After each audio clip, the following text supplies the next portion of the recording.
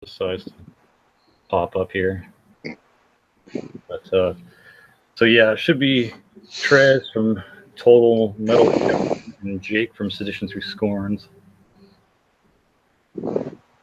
So the original 4. Yeah. All right, so I think we're live now. Welcome everyone to Rebel Ops Live. This is the first of hopefully many Sinister Sundays, followed up by Lord Husk's Evil Mondays the following day, whenever he's got time to do so. Anyways, welcome everyone to the live stream. Hopefully we can do this on a more consistent basis. My humble apologies for the last stream randomly cutting off 30 minutes in. That was definitely not the plan. For whatever reason, Rogers took like a giant fucking dump last Sunday and decided not to turn on for 2 days. So I had zero internet. I had to rely on my freaking phone's data to message anyone or like keep communications up. But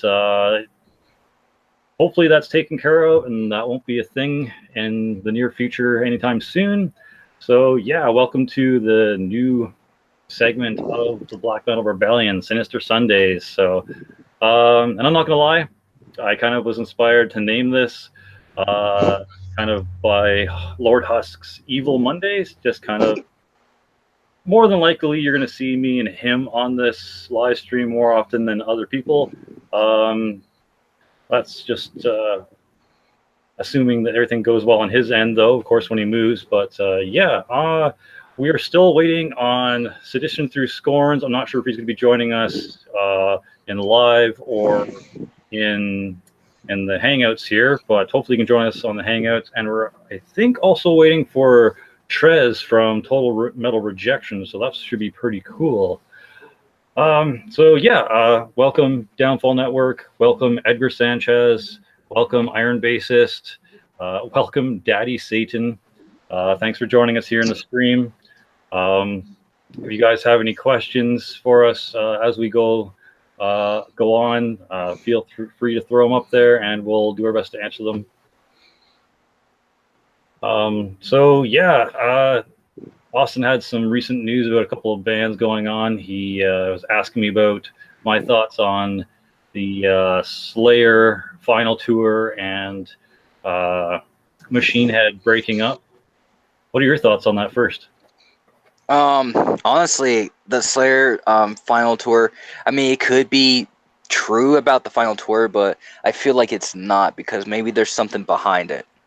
Personally, I don't know. It's just theories I've been going on. But if it is their final tour, fuck, that's some goddamn expensive tickets.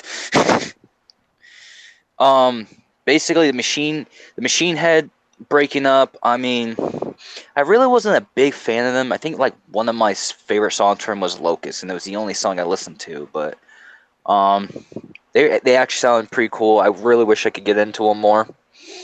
But honestly, it's sad because Machine Head probably had a lot of God damn it, I forgot what I was gonna say now. I can see that band getting better and getting some better albums down the road. It's just sad to hear about that and shit, you know? Yeah, I wasn't really huge into Machine Head at any given time.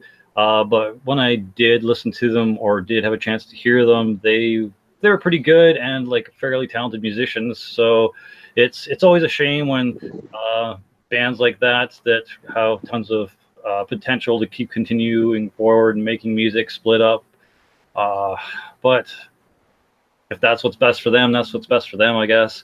As for Slayer's last tour, I'll just say what I said to you. Maybe they're calling it quits for now, tour-wise, due to maybe family obligations or maybe medical reasons, or maybe some band members are potentially leaving or talking about leaving, so they have to figure that out. Mm-hmm. Or maybe just the tour life isn't for them anymore at like 53 or 55 years of age, or however old the dudes are. Like, some people are cut out for life on the road and some people aren't, and when you start getting older and older, sleeping in a teeny ass little bunk on a tour bus for 5-6 months of the year probably gets to be a pain in the ass. So. The reason why I brought up Slayers, because there's a band I listen to called Witchery, not Black Witchery, but called Witchery, and there's a song. I forgot the title of the damn song. I could probably send you the link, but they had Kerry King playing a solo in it, which I thought was badass. A lot of people just don't like him because he's overrated. Personally, what people don't understand is most of these metal bands out now, they're going to become well known because once people start getting into them and more fans start piling up, then they're very fucking famous, you know? Yeah. I personally, like, when I tell you I personally like mainstream and underground, is because I want to try to fill in the gap. So, because there's a couple bands I listen to, like Amon Amarth, Slayer, gonna get into some new metal bands right now, Slipknot, Static X, who else? Fuck, I can't really think of new metal bands right now. But basically, like, bands that are interesting and you find out they have a huge fan base, it's going to happen eventually. I mean, Cardinal Decay is going to have it done to them. Horde Bethlehem's going to have it done. Spirit Adrift. What else? Demon Sea. That's actually a good black metal band, actually. Yeah, Ain't gonna lie. Archgoat's getting a lot of. I think Archgoat's getting a lot of fans because of that recent album. I have not listened to it yet, which I really need to get into it. Aperion Throne, that's another good band. They're gonna get well known. So, personally, if I had to put advice out there, because if, like, let's say someone wants to become a metalhead, but they only listen to like a few bands, or they just want advice from a metalhead like you or me, I honestly tell them, go to mainstream first and then go into underground, because it usually will help you out. That's what helped me out. I listened to Overkill and Slayer for a long time, and I got into bands like Over Thrash. What other bands? Shit, I can't even think of thrash metal bands right now. I'm sitting over here looking at my CD collection. I don't even know which ones to call. No worries, man. Neon Knights. No, I didn't get your email. I'm not sure. The name Neon Knights isn't ringing a bell, so I'm not sure whether I'm supposed to be getting an email from you regardless. But oh, Neon Knights, it's Downfall now. Okay. No, I didn't get your email, Downfall. Maybe send it through my Jesse Talks Metal page on Facebook, and I'll try to add you there. I don't know where else you'd send it except for chat, but then you might not want people in chat seeing your email. So I don't know how to solve that problem. But yeah, that's the best suggestion I can give, is just go to my Jesse Talks Metal page on Facebook and just send me your email there, and I'll try to send you an invite through Google Hangouts.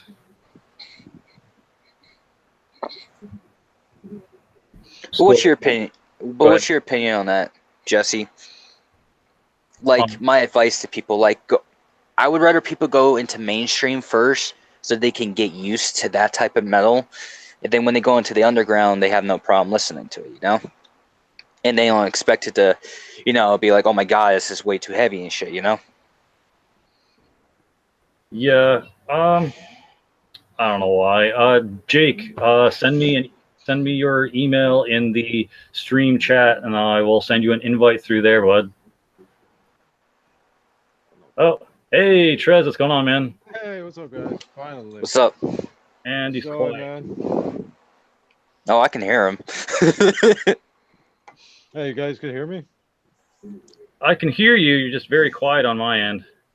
So I'll turn you up or down, apparently. Oops. Whoa, what is it doing? How about that? Can you hear me now? Yeah, I can hear you better now. Still not as loud as Austin, but I can hear you. Thumbs up. You guys up to? Not too much at the moment. Just waiting for to get some emails so I can send them invites to a couple people, that being Downfall Network and Sedition Through Scorns.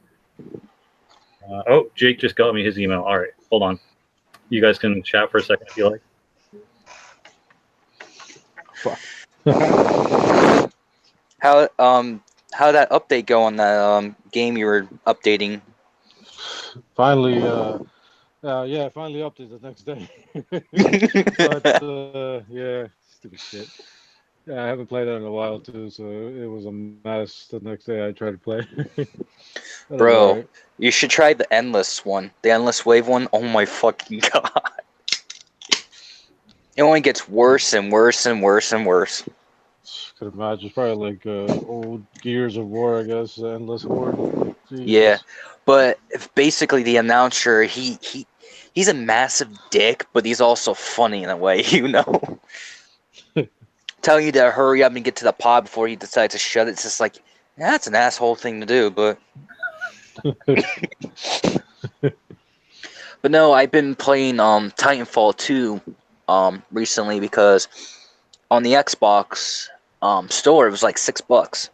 I know, it was like a combination. If you bought that and Battlefield, I think it was like $14 to both of them, so it's not a bad deal. Not a bad deal. I mean, I'm glad I kind of paid $6 for it, but I could see paying $20 for it because it was a good game. The campaign was awesome. Campaign was awesome. I beat the rest of the campaign this morning, or just recently actually, but yeah, I need to get my ass back on Alien Isolation and beat that fucking game. Nope. Yeah, old boy's right. All right, so I got Downfall's email here. I'm going to send him an invite. Hopefully this is a good idea. What do you mean by good idea? Well, Downfall thought I was an SJW and wasn't really a big fan of me up until last stream, so I don't know if he's going to play nice. We'll see. I'm going to give him a chance because I'm that kind of guy that's willing to give everyone a chance. But we'll see. We will see. What's up, Jake? Hey, finally in. Hey everyone, welcome Sedition Through Scorns, your neighborhood resident something. I can't do your speech. Close enough. He likes metal, games, your mom, Monster Energy drinks, and everything in between. Mostly gaming and music, preferably, but Monster Energy drinks, close enough. And things. Yeah. Thanks for having me. Cheers, bud. No problem. Google Hangouts was being a bitch, so I had to update it after he sent me the invitation. Okay. That's why I had a hard time accessing. True. Hey, is there any way you can go this? Maybe like this with your... That better? No? Yep. There you go. All right. I hate vertical though. I like to record this format. Yeah. All right. Cool. Cheers, man. I'm too white for the black bars. That's so 2006. Oh shit. Trey's the only one who's close enough to be able to represent the black bars. He's like, I don't give a fuck. It's my channel.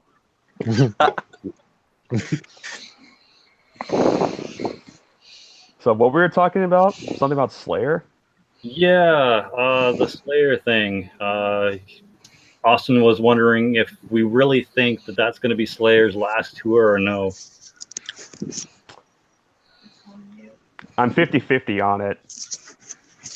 So you kind of like me. You feel Yeah. like they're hiding something. Slayer's last tour? Of course not. Because after what they're gonna do is like, oh well, we missed a couple of dates. There's a couple of people, a couple of countries we couldn't get to, so we're gonna do another round, go around.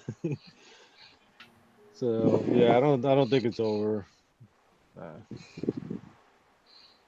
I have no idea what's going on with Page's manager, but it's refusing to let me on. I had to sign back in. For some reason, it signed me out. That's dumb. Every time Facebook sends me a notice of you need to sign back in or your session has timed out, I kind of... Uh-oh. Oh no. Oh shit. Oh no. Not again. So video games, huh? Yeah. Yep.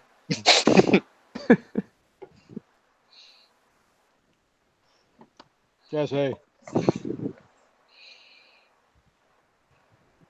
What video game we're talking about? I missed like the first 10 minutes of it. Hold on 1 second. Well, me and Trez were talking about Killing Floor 2, and then I got into the conversation of trying to beat Alien Isolation. Oh god. That game's fucking hard to play. Hmm. Especially when you don't have guns that actually fucking work. Right. Tell me how this fucking works. How the hell does a shotgun not kill a xenomorph? At Right. point blank range. Right. I'm gonna kill you. Shit. How does one shotgun bullet not penetrate the xenomorph? I think Alright. they honestly, whoever created the game really wanted to make sure you didn't kill the xenomorph. That made the xenomorph basically indestructible. But yet, you can hurt it with fire. Doesn't make sense. No. But at the same time, the game based off of the first movie, this was after the first movie, I can see it then. Oh, there he is. Whoa. Damn. What happened? What do you mean what happened? What happened to you? You went out on us again. So Slayer, yeah. Weird. Oh, I'm back. Yeah. Oh, this whole time we've been talking about Slayer. Kind of glad that it didn't stop the stream, though. Yeah. I was gonna say if it did, that would suck. Yeah. It would too. Oh, I'm hoping it's not because there's like a bunch of people in the Google Hangouts that makes it stop, but that shouldn't make it stop. So, Did you update it recently? update Google Hangouts? Yeah. No. It's, as far as I'm concerned, it's the same as it always has been.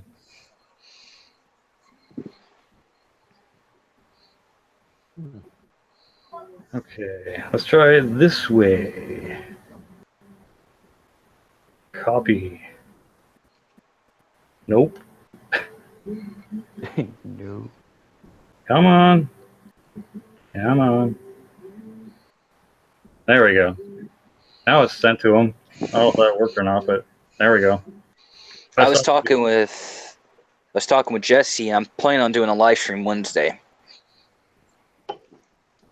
Can you inform? Was can you it inform- what? Is it top secret, or can you inform us live on stream? Well, personally, not on stream. I can't tell people. Fuck. All I can tell you is the only thing. This is the only thing I can really tell you is I was telling Jesse, most channels I really don't see them, talk much about the Metalhead box. And when they do, it's when they get the box, or what I do basically. What's your favorite band from the box? But I don't see any channels, and correct me if I'm wrong, but I don't see many people giving them gratitude and showing how much they appreciate it. Well, that's because the metalhead boxes, same with loot crates, are all just random, like, fucking quarter worth stuff that they throw into a box and say, here's part of the community, man. Fucking feel like a brother, man. Those are a waste of money. You just go for the real shit you want. Anyways, yeah, Jesse, that's the most efficient way to add people is through links like that. All right. Well, so you're Downfall Network? Yes. All right. Welcome, Downfall Network. Hello there. So yeah, I tried to. If people can't get in through the main Hangouts link from like the actual tab that I have open, I normally try to get them to give me their email, and then you can press invite. And Yeah, then, but that like almost never works. If I were you, if you want like people, the same people to come on each stream, I'd like add them through something or have them message your main page and then just send them the link. That's the easiest way because then they just click the link and they're in. yeah, well, that's what I'm doing with these Sinister Sunday streams. It's just that I have like a Rebel live stream chat, and I have a bunch of the people that will probably make regular guest appearances. No, I'm just saying the email invite is broken as fuck. So Oh, like, is it? if you want sedition through scoring here, I'd find his private messenger and send it to him, like the link. It's a good idea. Okay. Yeah.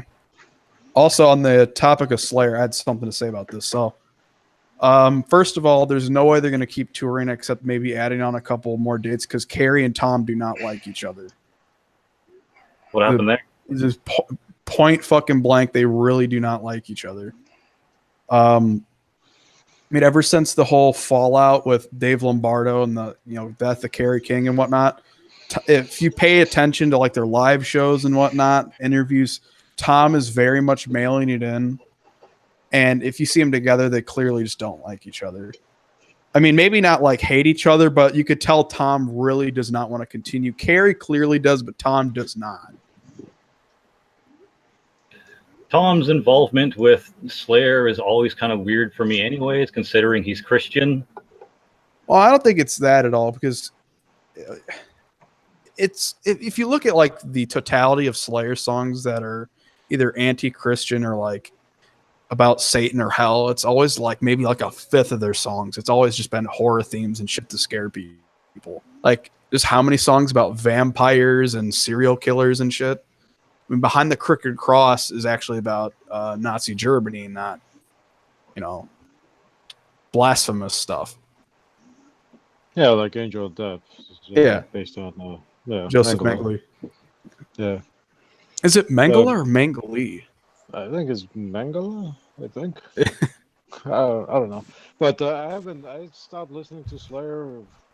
I haven't heard Slayer in a while, actually. I think the last song was that white one that had multiple crosses and had Christ Illusion?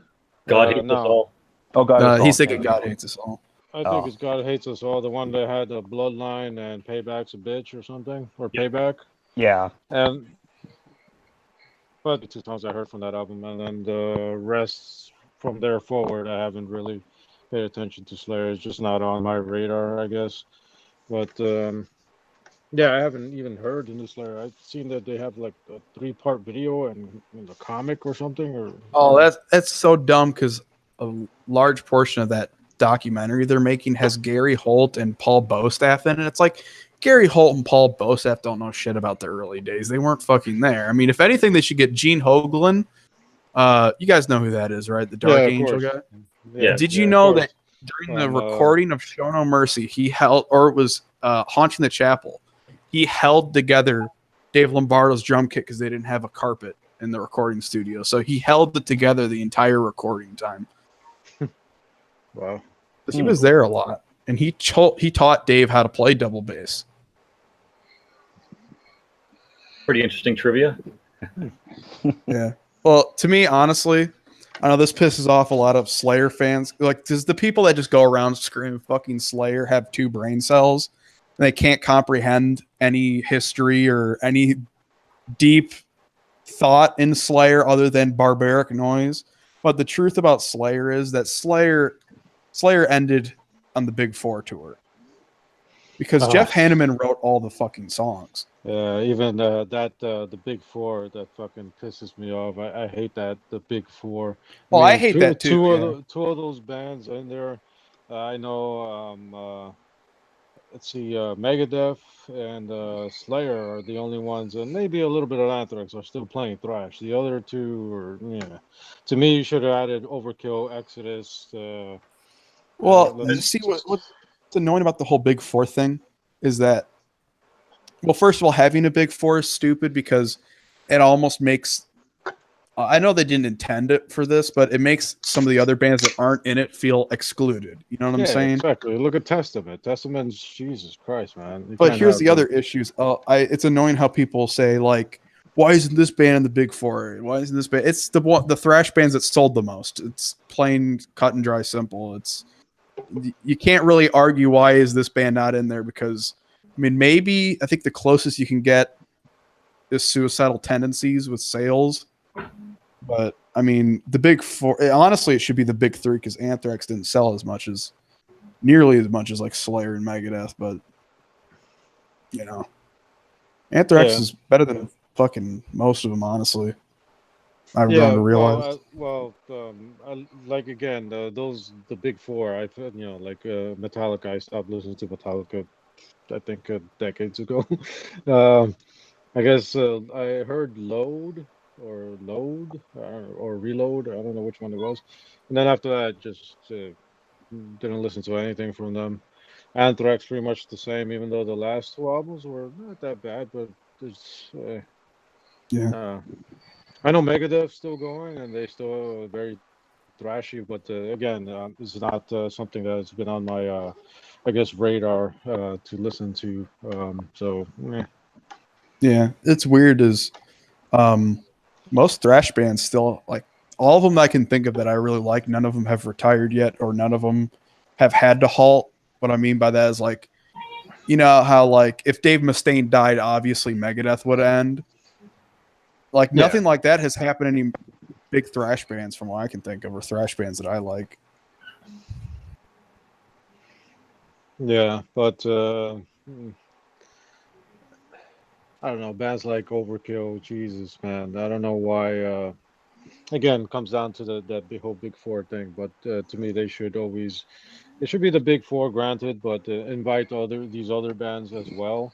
And besides that, invite those newer, new school, I guess, thrash metal bands that are pretty big. Like, let's see, was it War?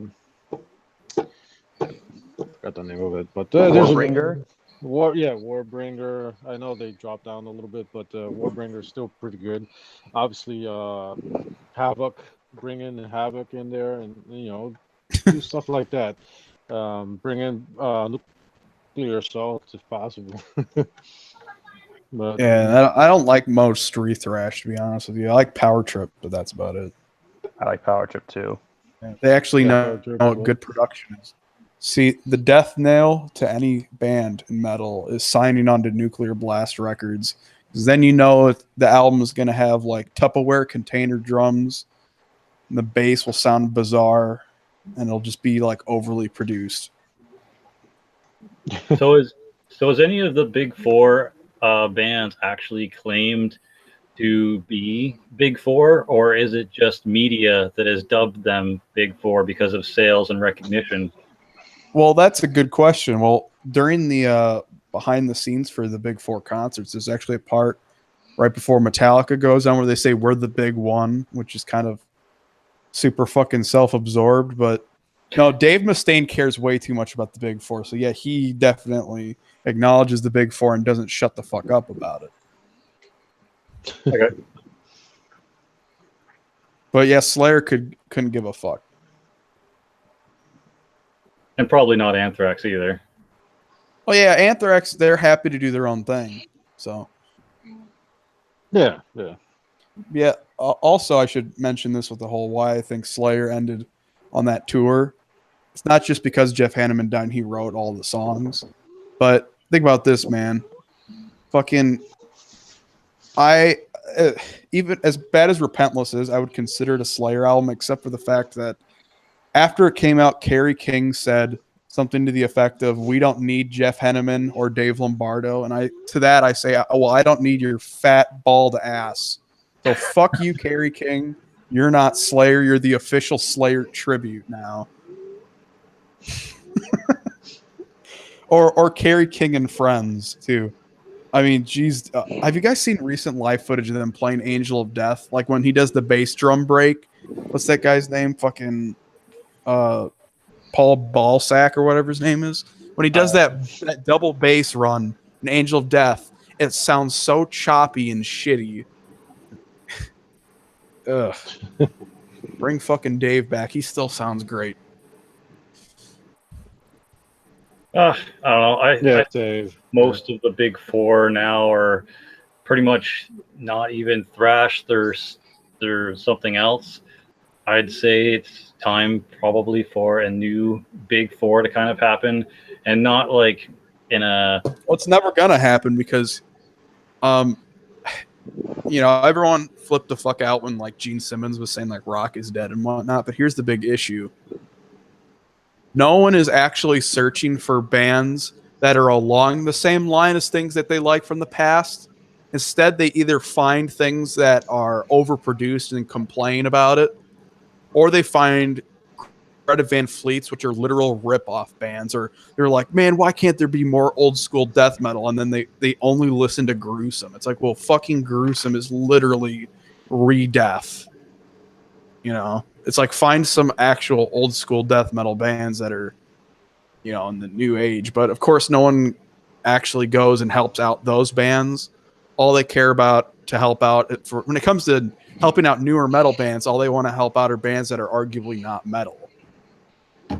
Like, how can, I know this is an unpopular opinion, but honest to God, I think Slipknot is not metal. How can Slipknot take the throne of metal if they're not metal? What makes them not metal in your opinion? Well, to me, it has nothing to do with me not liking them, right? I'll make that very clear. And obviously, they're heavy. But heavy does not equal metal. I mean, there's... technically, grindcore isn't metal. Because it's a branch off of hardcore. To me, Slipknot is a very heavy hard rock band. Because what it makes metal is the riff style. And Slipknot's riffs are closer to, say, modern hard rock, like Five Finger Death Punch, than, say, Slayer. It's not necessarily about power chords that go in a sequence that make a riff. It's more so having a sonic assault of like the guitars, bass, and drums where it has that, chug sound. Not like a thrash chug, but you know what I'm saying? Like, some people call it gent and shit like that. Wouldn't it be, instead of hard rock, wouldn't it be like what do you call that? New metal? Well, yeah, that's I would kind of call it that too, but I wouldn't consider new metal to be metal. It's more like a branch off of metal. It's its own thing, and I don't mean that as an insult. To me, it's not what metal is. So would you be one of those people that would try to say that deathcore isn't metal either? Well, no, it's a branch off of metal and hardcore. It's its own thing. Well, technically, death metal or deathcore is actually a cross between death metal and metalcore. Yeah, but it's not metal. I mean, it more so focuses on hardcore. Therefore, it's predominantly hardcore. But even so, I would say it's its own thing. So what you would like consider metal standard, I guess? Well, riffs. I mean, that's what defined metal when it first came out. Like how you compare stuff like early Scorpions to, say, Foreigner or something like that. Obviously, Foreigner doesn't focus on riffs. It's more so like the rhythm of everything. You know what I'm saying? It's not heavily guitar oriented. It's not the focus of the guitar line.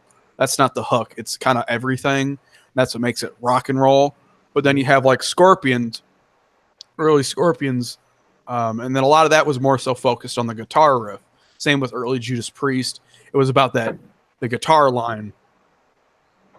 To me, that's metal. It's always been that way. Even with like Iron Maiden with the bass gallops, it's still the guitar gallops with it, and it's the focus of the song. Well, see, that's where I defer. I say that new metal and deathcore are both metal. I mean, hence the word metal being in new metal. It's just a new style of metal. And deathcore, I once again have to say that it's got death metal and metalcore in it. And both of those genres have the word metal in it. So inherently makes it metal.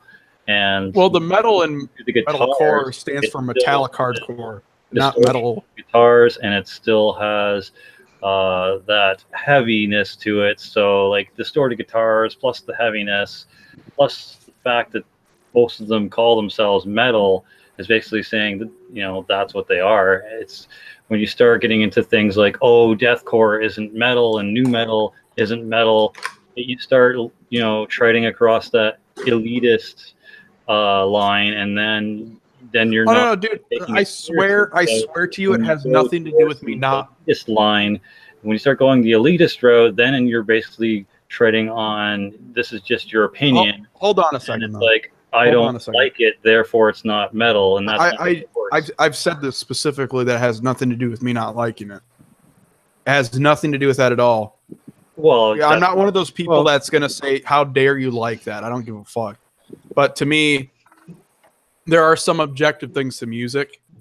One of them being musical genres is pretty objective. I mean, you can argue about it, and you can change my mind about it too. There's just some. It's like what most people set a standard as and whatnot. But to me, like even death metal and black metal, it focuses on the guitar riffs and stuff like that. It's always been that way. I swear to you, it has nothing to do with me not liking it because I don't care. I've tried many times like Slipknot, and I hate that I don't because I do really want to like them. I just personally don't. I don't get it. But Well, I, to me, everything is pretty much metal. Obviously, everything has its own genre and it branches out from different things. As far as what do you call it, deathcore? It's obviously um, the breakdowns of hardcore because there's some hardcore that could be ultra brutal, and then you got the death metal elements with which is the blast beats and obviously the deep growls, and the hardcore part of it is just pure breakdowns. So I get agree. that part, but everything is to me obviously metal. It falls under the category of metal. Now where it branches out, obviously I'm not a fan of Slipknot at all. I just like their first two albums, and then after that, kind of like Korn, first two albums, okay. The rest, not a You fan know at what? all. I'll meet you in the middle a little bit. Have you ever listened to that demo Slipknot did before Corey Taylor joined? Oh no, actually, oh yeah, wait. One with Clown on vocals. Had a tape of that. Yeah, obviously years ago. That's No, metal. I saw it. I saw it on WSOU, which is the private radio we had here. They did give that, and they did give uh, surprisingly El Nino before they turned out to sound the way they did. But before they got popular, they were like heavy as fuck, like really fucking heavy. Yeah, that's like experimental death metal. That's definitely metal. And there's nothing wrong with not being metal, the way I look at it.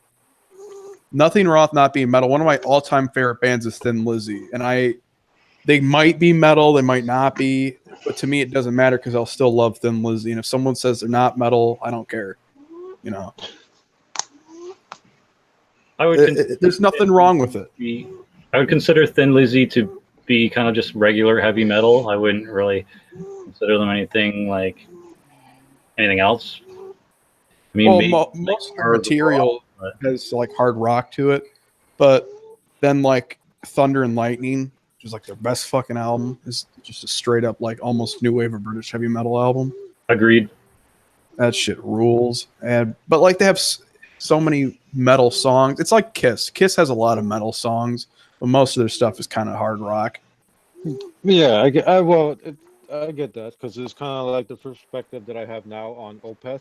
I love everything Opeth has done. Obviously, Same. he ditched the harsh vocals, but even though now it's more progressive hard rock, their newer albums, I still hold them in the same category. If you were talking about death metal, or at least some sort of black metal in a way, but I still hold them, even though they're now progressive rock. as far as their last albums. I still hold them like right up there. If you're talking about death metal and especially Swedish death metal and all that other stuff, I still hold them. To me, in my eyes, they're still metal, death metal, even though I know they've changed. Well, do you know what's weird for me? Because this is something I personally felt recently. So I was re-listening to a lot of their material. And I was really paying attention to the riff style. And honestly, like Blackwater Park and Still Life and My Arms, Your Hearse, like all the classic material.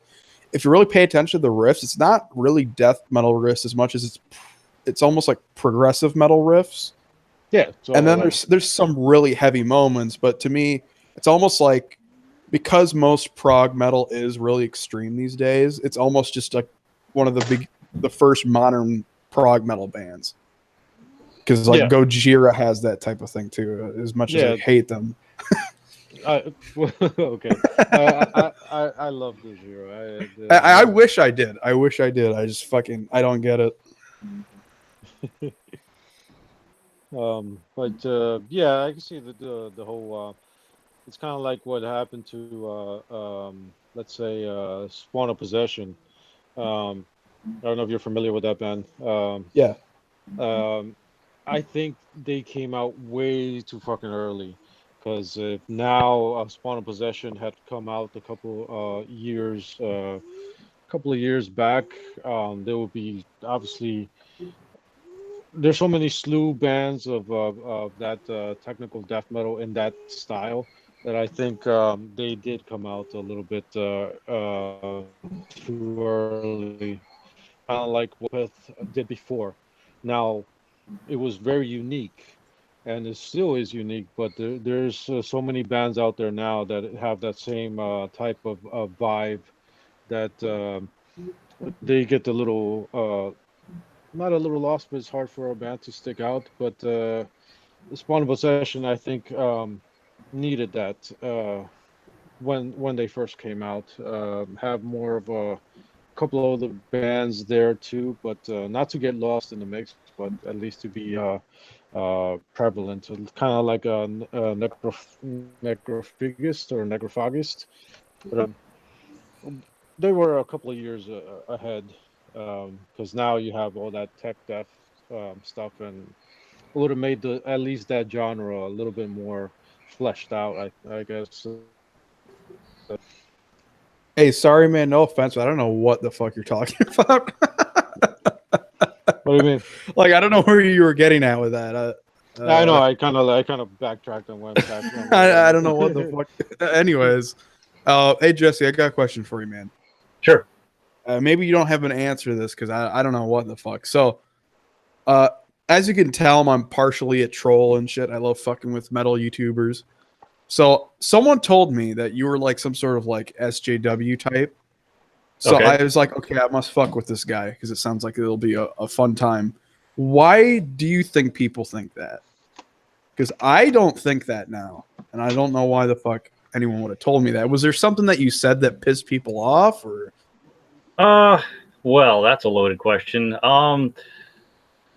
Yeah, I say a lot of things on my channel that probably don't agree with a lot of elitists and metal aficionados and, you know, people that are in the metal scene that just are unwilling to accept social changes and stuff like that. And I can understand why they want to try and attack me with terms such as, you know, PC or SJW, but it's mostly out of misunderstanding on their part of what the terms SJW and PC mean, and the fact that they don't know how to take me because they don't even try. They just hear something that they don't agree with and go, oh, what a fucking SJW.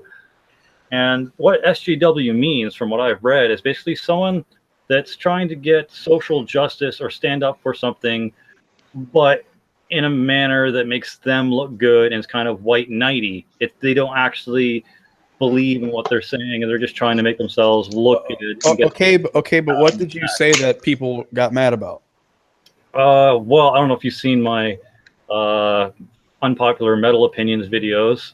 I unfortunately have. What? I'm kidding. All right. What was it that you said in there? Because I've seen also videos of people like defending you about something, but of course they're all vague and I have no idea what the fuck they're talking about. So That's not shocking. People just want to spew hate and negativity. no, there were videos defending you, and I still can't figure out the fuck is going on. Oh, okay. Well, like from my perspective, the only reason I could see people like having a huge issue with me, just based on my YouTube content, is my unpopular metal opinions videos or my one Jesse Talks Metal video where I'm, speaking out against the terms poser and faggot being thrown around to people just arbitrarily, and people, I don't know, I guess they hate the fact that I'm speaking out against that, or speaking out against elitism, because I have a few videos talking about how elitism is a bit of a plague on like different genres of music and like a necessary type of people. Like, Okay, I'm gonna help you out with something here. Okay, you Sure. ever heard of the thing called the Streisand effect? Barbara Streisand? Yes, the Streisand effect. It's actually like a social thing. Nope. What she did was years ago, some reporter had found out where she lived, and then she flipped out on like somewhere to where many people would have saw it. Maybe it was on the internet, on social media or something. She's like, "Stop looking at my house!" And then everyone on the internet started looking up her house and trolling her and like, "This is where she lived, and here's pictures of her house," and blah blah blah. Like, basically, I think what's happening is most people that go around throwing, like, especially on the internet, faggot and poser around are doing it for the lulz. They don't actually mean it. I think what you're doing is you're trying to have at it with trolls that don't care. Like, that's what I would do. If someone's like, "Stop calling people that don't agree with you faggots," I'd be like, "Oh my God, this is going to be some fucking good shit to troll." It's the Barbara Streisand effect. You can't try to, how do I word this? You're trying to reason with people that are intentionally being unreasonable. You know what I'm saying? I Like, guess there's no civil discourse to be had with people that are fucking around. I guess I don't. That's probably the problem with me, is I don't understand that mentality. I don't see what there is to gain from being an asshole on purpose to people, because I try to be as humanly nice to people and as understanding as possible and try to just generally get along with people. I don't see the point in being an asshole on purpose or purposely going and pissing people off just for the lulz. Well, the internet itself is a giant inside joke, where Only because internet, people ever mean it since- that way. well, no, ever since the beginning of it, the internet has always been filled with people that are fucking around for laughs. And to have the happiest life, you have to not take things as seriously. I mean, obviously, like, violent things you want to take seriously. Like, someone just fucking shot at me, you want to take that seriously. But like, if someone like calls you a bitch on the internet, the least you take that seriously, the better your life is. And the more you laugh at it, the more fun you have. Like, I get the fucking craziest comments sometimes, and I get the best laugh out of it. But I could see where if I was more uptight about it, not calling you uptight, but I'm just saying I've met plenty of people that'll like make videos about fucking YouTube comments. So if I was more uptight, I'd have like a shit time on here. But fuck, man, I've gotten shit like eat hot poop, and I think it's the funniest goddamn thing. The less that you take things seriously in a negative way in life, the happier you'll be.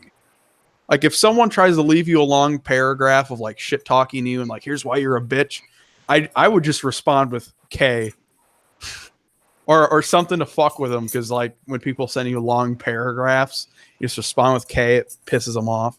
But I mean, obviously, in real life, everyone's gonna want to be nice to each other, Like, in real life, I'd be nice to you guys, obviously. But on the internet, it's a giant inside joke that you're not supposed to take seriously. If someone's fucking around with you, you fuck around with them back. It's not necessarily being an asshole. It's implied that it's a joke. Most people that don't get that are people that haven't been on the internet as long. It has always been fucking nutty. I can see that point of view, and I've seen instances where that's definitely people's mentality. However, I've also seen people that are legitly, there's a difference between trolling, like you're purposely doing something to piss someone off just because you think it's funny, and then there's people that I get where it's like they come to my channel or they come to my friends' channels and they say the most disgusting things like, "I hope your children get cancer and die. You're a piece of shit. It's no different, dude. It's Kill yourself." the only crossing the line in reality when it comes to internet fuckery is when someone tries to fuck with you in real life, or if someone actually posts your address and stuff like that. So doxing. Yes, something like that I'll take seriously. But even like, I hope you die of cancer. I mean, come on. It's everyone just trying to provoke a reaction out of each other. I'm telling you, if you live a life where you completely, take it for what it is, which is just people trying to piss each other off for a laugh, even as extreme as that is, you'll live happier, and no one will fuck with you nearly as much. It's a giant inside joke, I guess. But then there's also a point where, like people like myself and Austin here and Jake, even though he kind of took a bathroom break or something, but whatever. We're trying to just, express our thoughts and opinions on music and show people new bands and stuff to check out. And I'm not saying you have to be like a shitlord or anything like that. I'm just saying that if you want to have a better time on the internet, then you do what you do. But when it comes to internet fuckery, just take it for what it is. Okay. Well, your original question to me was, why do people think I'm a social justice warrior? Yeah, did you say something about like NSBM being like non-listenable and people should ban it or something? Or no, I in fact quite enjoy NSBM. okay, So I'm trying to figure out what the fuck it would have been. It's probably because of the whole faggots and posers episode where I'm telling people to stop calling each other faggots because it's unnecessary in a time like 2018 where the LGBT community is supposed to be like well accepted by now, and it shouldn't be a thing where people are that hateful and homophobic and bigoted that they got to throw around like such derogatory slurs towards people. And just the assumption with calling someone a faggot is you're kind of implying that it's a bad thing, and like it's not bad to be gay or a lesbian. It's simply what you're born with and how you're attracted to. Here's the thing, though, Jesse. Here's the thing. I know I can see now why people have gotten a little uphurt. What the fuck am I talking about? Butt hurt. The fuck is uphurt? Anyways, here's the thing. Like I said, internet shit talking is there to be as offensive and as pissed off as possible. Like calling each other Dune coons and whatnot. Like whatever is creative, whatever will piss people off the most, they'll do it. Right? There's no personal attachment to that. Like I have friends that'll piss me off. I'll be like, "Oh, you fucking faggot." Obviously, I have nothing against people that are gay. And I don't understand this mentality where if you insult someone for the sake of insulting them, using whatever insult at all, because obviously it's a derogatory term towards gay people. It doesn't mean that you're trying to insinuate that they're a gay person or that it's bad to be gay. It's just an insult. You know what I'm saying? Like I'm really offensive with insulting people, especially on the video games. I'll throw out fucking anything, dude. It's just whatever will piss people off. It has nothing to do personally. It has nothing to do with a social standpoint on anything. I mean, I'm extremely for fucking civil liberties of everyone. I have nothing against anyone except for people that defend Slipknot. No, I'm just kidding. But you just can't take it literally, man. Obviously, LGBT rights are important. But I think getting mad over insults and people's speech is actually counterproductive. especially insults over the internet, which are just meant to be fucking shit talking.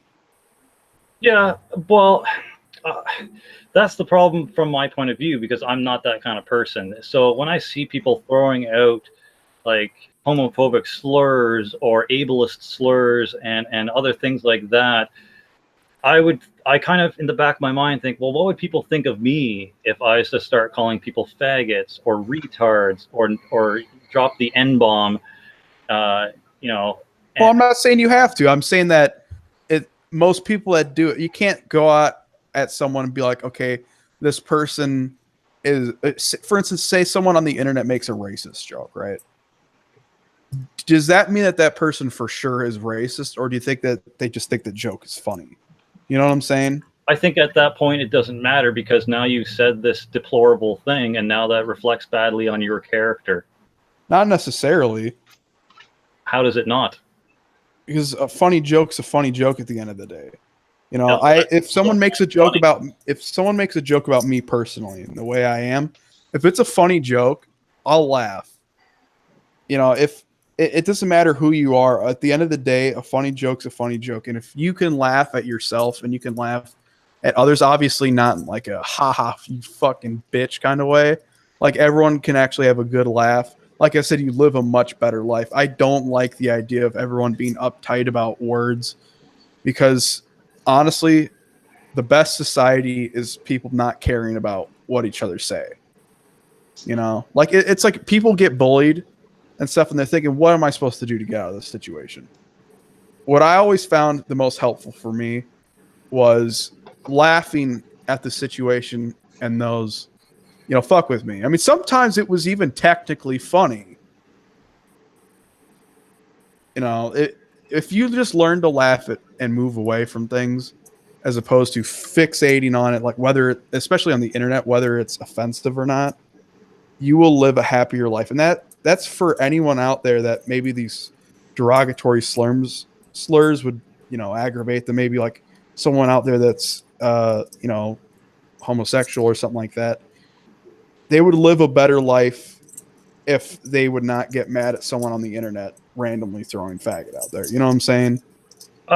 Yeah, I hear it. It happens. I mean, Whitey gets thrown around. I think it's fucking hilarious. Obviously, I don't care. Well, okay, I have a question for you. Sure. And you can choose whether to answer this or not. But are you of any sort of minority standing? No, but I don't think it matters. It does matter. Not necessarily. I'm saying that no matter who you are, any insult of any kind, if you do not take it literally, you will live a happier life. That's just plain and simple. I know people that are minorities, and all of them are extremely happy-go-lucky people that will make racist jokes and will make even like gay jokes, all right? Because they know that if they are allowed to laugh at uncomfortable things, it makes them feel more comfortable as themselves. Well, I understand the whole point of that sticks and stones and shit on the internet. That really doesn't bother me. In person, yeah. That shit would Look, if I, let's say hypothetically, all right, hypothetically here, Jesse is gay or something like that. I'm not saying you are. I'm just saying this is a hypothetical situation here. The dyed blonde hair has nothing to do with this. No, I'm just fucking with you. But say you are, right? And then I come in here and I'm legitimately like, oh my God, is he a degenerate? You know, like, are you one of them faggots or something like that? You know, obviously that's shitty of me, right? But no matter what, the best thing you can do in that situation is just laugh at it and shrug it off, because then I have zero power. I have absolutely no power. If you let words have power, then people will continue to use them. So you're telling me words talk don't about have power? No, I'm saying that if you don't allow the words to have power, then they won't have power. Obviously, physical harm is something else. And if someone hits you, then yeah, they hit you. There's no way around that. But I'm saying that at the end of the day, when it comes to verbal stuff, you can either have a bad day or a good day depending on how you will look at it. So you're saying, wrapping this all up, that people think I'm an SJW because I take LGBT issues too seriously. No, that's not what I'm saying at all. I'm saying that when it comes to verbal internet trolling, you're taking that as literal. Like if I say a joke, I mean it as a joke. I don't mean it as serious. Okay, but there's people who say it not as a joke. I know that, but there's a big difference. Okay, if someone doesn't mean it as a joke, for sure does not mean it as a joke. And that's a shitty person. I agree with you 100%. Okay. But I'm saying that no matter what happens, whether that person's being serious or not, the way to live the best life is to accept who you are, ignore what other people think of you, and to give them less power, laugh it off. I guess I have a higher standard and a greater hope for humanity than that. I would like to think that eventually we will progress to the point where we're not all trying to stab each other in the back and try to insult one another in order to achieve a higher sense of self-worth. Well, here's the issue, though. We're thinking practically here. There's no way you can fix assholes in the world unless you make everyone robots. That's just the truth of it. I mean, there's no magic drug out there. There's no magic thought style. There's no matter what, there's always going to be assholes out there. But the strongest thing anyone can have is freedom. And the freedom to do and say what you want may cause those douchebags to obviously say and do what they want, at least verbally. Like I said, violence is non-acceptable. But I'm saying if douchebags can say what they want, then everyone has the right to say what they want. That's very important. If you start down the road of like certain people can't say certain things, it opens up a can of worms. We're talking about like legally here. Obviously, like if someone's being an asshole verbally, and you could call them out for being an asshole verbally, or even physically fight back or something like that, right? But I'm saying that if you make like laws against what people say, it opens up a can of worms. I'm a free speech absolutist, if you can't tell. Yeah, well, I mean, for me personally too, like I don't want to take away anyone's rights, and I believe in freedom of speech too.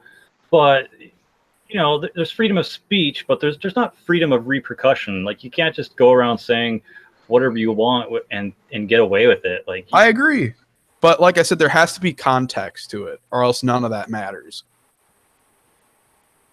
It's just a shame that people are still so homophobic and bigoted in a year where we're supposed to have progressed past that kind of stuff. Like I said, though, man, we'll never get to that point because humanity, just the way human nature is, people will always feel weird around people that are different. That's just the way human nature is. So you have to try to build around that. There's no magical way to fix that, unfortunately. I wish there was, but there isn't. What you can do is try to progress around that. There's nothing you can do to change assholes, but what you can do is better yourself against them. Yeah, and once again, I don't come from the mentality where being like that negative and being that kind of an asshole rewards you with anything. Like there's not what I'm saying. I'm not saying to have a better life is to be an internet troll. I'm saying that to have a better life is to not take things as literal, even if they're meant as literal. You know, at the end, okay, I can have a shitty day at work, right? But if I put myself in a thought process where it's like, doesn't matter, tomorrow will be better. Or maybe there are certain things I can work better on. I'll have a better day the next day no matter what. If I keep beating myself up over it and thinking that maybe someone was fucking around with me, right? Maybe someone was joking at work.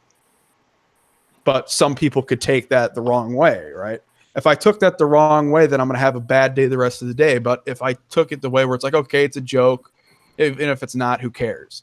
Then the next day I go into work, I'm not going to feel like shit, and I won't feel like I don't want to be there. Yeah. Well, anyways, I guess This went way off track. no, it's fine. I guess, but I guess that's why people think I'm an SJW. Yeah, I suggest, man, just don't take it literally. I agree 100% that obviously, especially in real life, people should be nice to each other. But when it comes to the internet's the Wild West. It's supposed to be, and it always been shit talking. So I'm not saying participate in it, but I'm saying just understand that. Oh, I understand, and I find it ironic that these people can get away with saying and doing whatever they want, but whenever I say something remotely close to something like that, I get crucified. Well, the thing about obviously internet trolls and the internet as a whole, anybody could type whatever they want behind a keyboard, and they're gonna do it anyway. As far as face to face, that's a whole fucking different story. So I understand the fact that you can not stop an internet troll or whatever, but obviously you can only take so much. Obviously face to face. So as far as that, yeah. Yeah. So, after what we've discussed, do you think the SJW term is suited for me, in your opinion, or No. thing that they Here's what slap on because they don't understand me? I would not say that. I just think you're one of those people that takes the internet too seriously. There's a lot of people like that. Don't worry. I'm just saying that obviously you don't have to be an internet troll, but I'm saying just understand that the internet is the way it is and it won't change. Getting angry over it makes you the Barbara Streisand. You know what I'm saying? It'll just make it easier for people to fuck with. So the more you tell people what you don't like, the more people are going to feed on that just because they think it's funny. Well, no, I'm saying like the more you rage at how do I put this? Like, for instance, I don't mean to get political, but this would be like a good analogy. I'm not going to be like offensively political. I'm not going to piss anyone off by this, but I'm saying if you said like, man, I hate capitalism, and you live in America, right, which is a capitalist society, everyone's going to be like, well, you're a fucking idiot because we're all capitalists. You know what I'm saying? It's like you're shitting where you swim. No matter what, people will be pissed off because they're like, look at this fucking idiot doesn't understand the internet. The internet is and always will be the Wild West. You just have to accept that. I get it. It's just unfortunate. Well, no, I agree. People should be nice to each other, but, if you want to live a happier life, don't take it as seriously. Well, it's not even just, they should be nice to each other. It's like, how do you conduct yourself in this manner and not feel like, maybe I shouldn't say this because what I say is going to reflect badly upon me, and therefore I'm not going to have a good standing within my social community, and that's going to make me an outcast and not help me achieve my goals. I guess that's why a lot of these trolls and naysayers and bigots hide behind anonymity and fake names, but people who actually represent themselves as them actual selves on the internet, Well, I mean, we don't know for sure if those people would actually be. Here's my thing, though. You might not know if they're actual real bigots. Like I said, throwing around just insults of the highest order to piss people off will piss people off no matter what. But then that reflects badly on your character. Well, obviously, but it doesn't necessarily mean that you are racist or homophobic. But it makes It just means that you're trying to piss someone off. Okay, but yeah, I agree with you. Obviously they're being a shithead, but that doesn't mean that what they're saying they fully believe. Like, I'll go on stream sometimes and say shit that'll piss people off for the laugh. Like, Chuck Schuldiner died of AIDS because he was gay. Like, I'll throw that around. And people will flip the fuck out. Because I know they will every time, or that Varg saved black metal by killing Euronymous. I throw that one out too. Well, that's just accurate. Yeah. Well, not necessarily, but either way, black metal was fucked. because well, Euronymous, it was like the ultimate elitist. So honestly, with Varg killing him, you kind of did black metal a favor, to be honest. yeah, but then you have like post black metal because of Varg. So like I said, it's a catch-22 where it's fucked no matter what. Varg isn't the reason why post black metal exists. Are you saying that Kind of all their biggest influences were fucking those two Burzum albums, the ones with the fucking long ass songs that went nowhere? Are you trying to say that we have Death Heaven and Liturgy and shit like that because of Burzum? Because of Philosophem and however the fuck you say that, the third album, Hivis Teleros, or whatever the fuck it's called. Vislicit Taros. Yeah, what he said. That one. Or Wolves in the Throne Room. Them two exist because of those albums. And DSBM, Depressive Suicidal. Yeah. Depressive Suicidal black metal exists because of them too. I can't picture stuff like Death Heaven and Liturgy in the same vein as Burzum. I just can't. It's too bright and shiny and just doesn't. I mean, obviously they don't sound the same, but it happened because of that. Fuck, what was I about to say? Varg's funny as fuck. I love that guy. Everything he says is ridiculous. I think he's just trying to find out ways to stay relevant after he's called Burzum quits. Yeah, well, yeah, obviously, but he's like an internet troll that doesn't take anything seriously. It's kind of fucking funny. God damn it, what was I about to say? Fucking something about black metal. God damn it. I don't know where it's going. So, I don't know. Long story short, if people want to call me an SJW or PC, they can go right ahead, but I don't consider myself an SJW or super duper PC. Political correctness, it's got its place on certain areas, but I don't think it has its place in metal.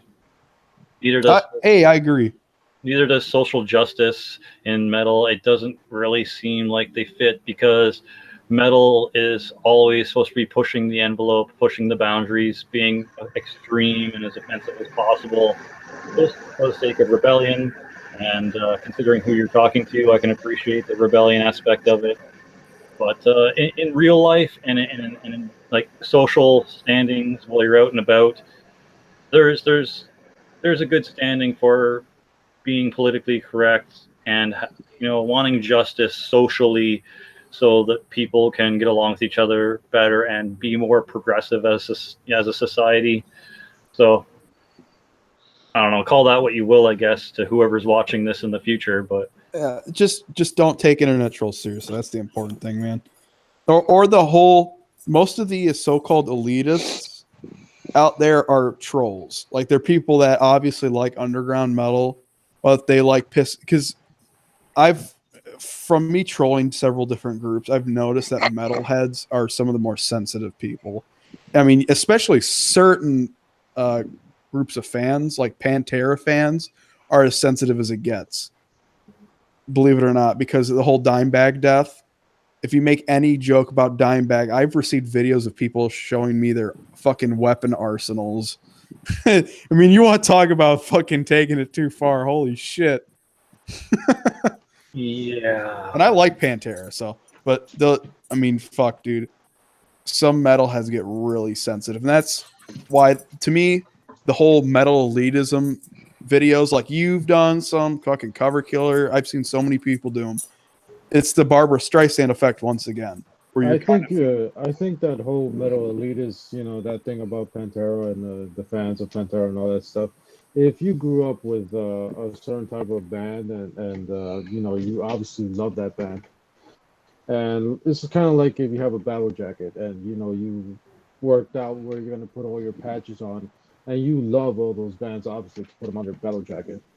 And for someone to kind of make fun of them, I know it's irrelevant, but at the same time, it kind of stings a little. I mean, a little bit, but here's the thing, man. I mean, I've gotten Pantera fans pissed at me because I said I like every song except one, Good Friends in a Bottle of Pills. I mean, that's not even that offensive in a fucking opinion to have, yet that people will get pissed off. I'm saying that Well, yeah. you know that people will be sensitive about shit. That's why there's so many metal elitists out there, because they're people that have been around the scene long enough to know that like certain people are either complete fucking idiots that won't listen to more than one band, or that they're extremely sensitive, so they'll start fucking with them and saying you're a fucking retard. How can you listen to Deaf Heaven? You should fucking jump off a bridge and shit like that, because they know that they'll piss them off. That's just how trolls work. Most of the so-called metal elitists are trolls. I get, but then you'll get like these 52-year-old guys that are like, "Oh, I was there when Death did their first show," or "I was there when Metallica and Megadeth did their first shows," and they're like these 52 or 55-year-old dudes that like have like this elitist mentality and like legitimately call people posers without any proof of them pretending to be something they're not. And you're like, those people are completely different. Those, I agree, are complete retards and are another sect of metal that are sensitive idiots. Those are boomer metalheads and should just be ignored at all costs. They think that using Justin Bieber as a reference still makes sense. So yeah, avoid at all costs. Well, they're just like the dumbest sacks of shit ever. Like how, I'm 33 now, and people my dad's age are calling people posers, calling them faggots just because they disagree with their opinions. And that's another thing that annoys me. It's like, it took me a bit, like years ago to understand the difference between an opinion and a fact, and that someone's opinion isn't a personal attack on me. It's just their opinion. And it just annoys me how many people can't determine the difference between a fact and an opinion. Yeah. An opinion is not a personal attack. It's just how that person views something. Well, my big issue, and I've taken it to fucking Ranter and Shades, if you know who that guy is, a guy that doesn't shuts the fuck up about metal elitism, is I actually like Ranter and Shades. A lot of people can't determine what the fuck metal elitism actually is. I've heard many, many different things, and sometimes it's people that just say, some people get really radical about it. Sometimes if you say, "Oh, that band fucking sucks," obviously it's my opinion that they fucking suck. And some people are like, "Oh my God, you're an elitist." That's not being an elitist. And then the whole, "I don't think this band is metal." That's not being an elitist. That's, your personal opinion. And even so, it's not that big of a fucking deal. There's nothing wrong with not being a metal band. I still say that. Yeah. I agree that the problem is boomer metalheads, though. Those guys are fucking stupid, but they're a lot more rare than people think they are. They just happen to all come to my channel. Well, I think some of a mass majority of those are trolls, and then some of them are boomer metalheads.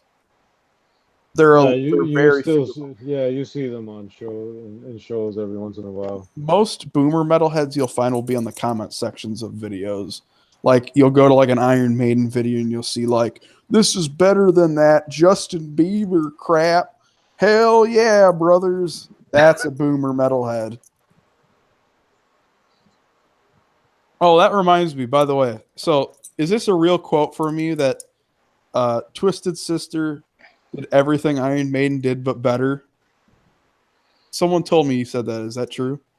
Now my first unpopular metal opinions video, 5 metal bands I can't stand, is probably one of the most hated ones, because I kind of go a little bit exaggerative in my opinion. I don't really reel it in to a degree that's necessarily believable from an outsider's point of view. I kind of just spout my opinion in a kind of hyper exaggerated way, just to kind of be humorous, or just to maybe. Jesse, stop being a politician. Is that a true statement? I'd have to go back and watch the video to give you an answer, but I don't remember saying it that way. I may have said that. Well, and the thing is, too, I was coming off of just watching the Twisted Sister documentary on Netflix, too. So I was kind of hyped up about Twisted Sister. So here's my thing, man. I do like Twisted Sister more than Iron Maiden, but if you did say that, it makes no sense because you can't really compare those two because they sound nothing fucking alike.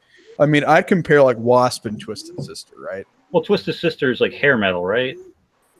Well, I mean, kind of. I would just say they're straight up metal. Same with Dawkins, Striper, and Wasp. Well, They're- I they're love on their own Wasp. fucking- Just to point that out there, I love Wasp. Good, same. what?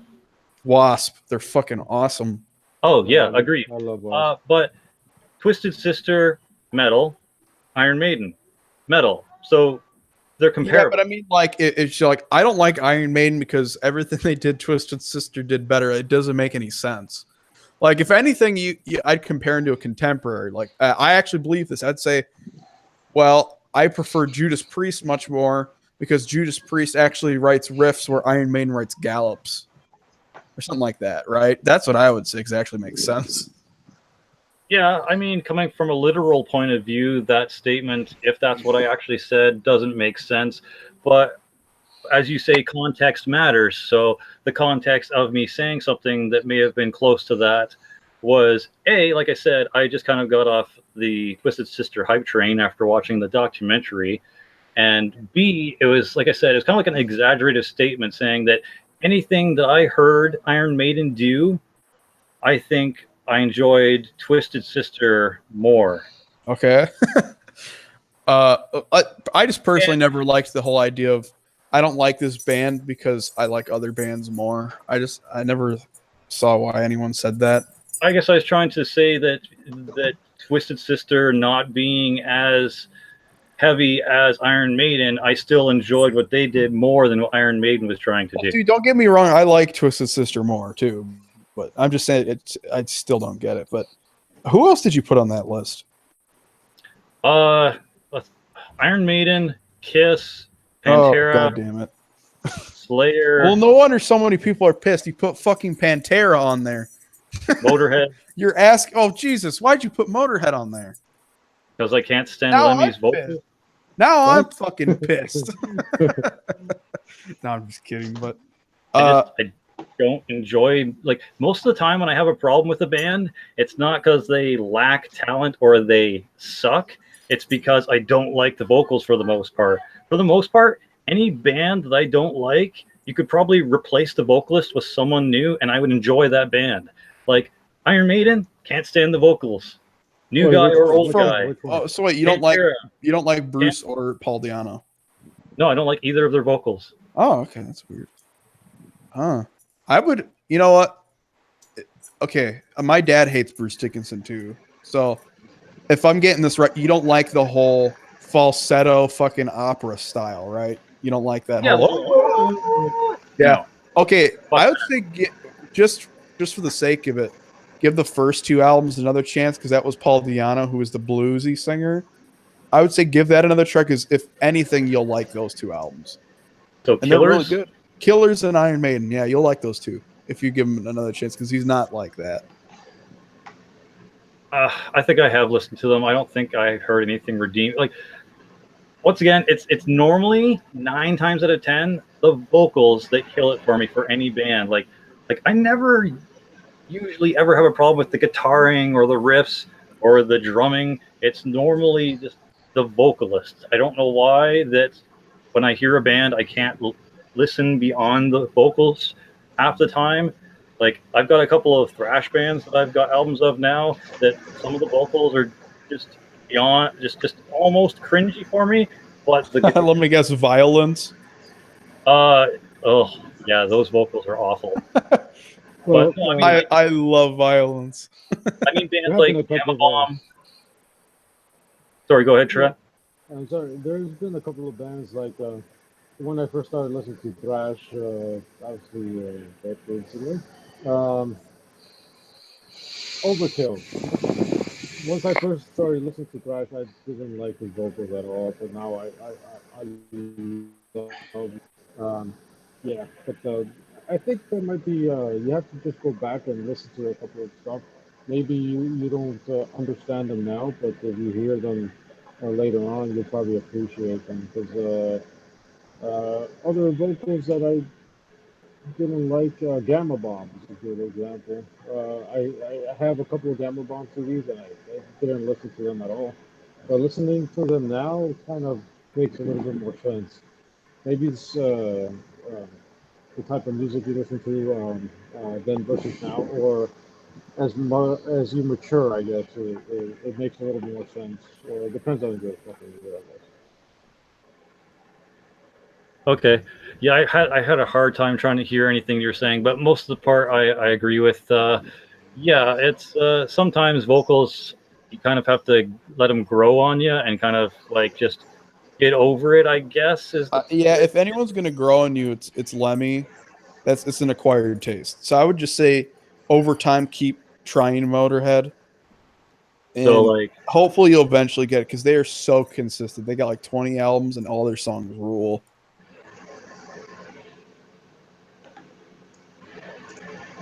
there's So a do you still not like Slayer? no, I can't stand Tom Really? Aray's vocals, and like I don't know, just everything that Kerry King does. I don't know. Well, It just seems like well, some other band could have done it better. well. I can't Well, yeah, stand. Merciful Fate. I can't stand Tom Araya's vocals after Yeah, Divine his new Intervention. vocals are After he fucking started weird. like after he started using that like megaphone or something effect, and it was just screams.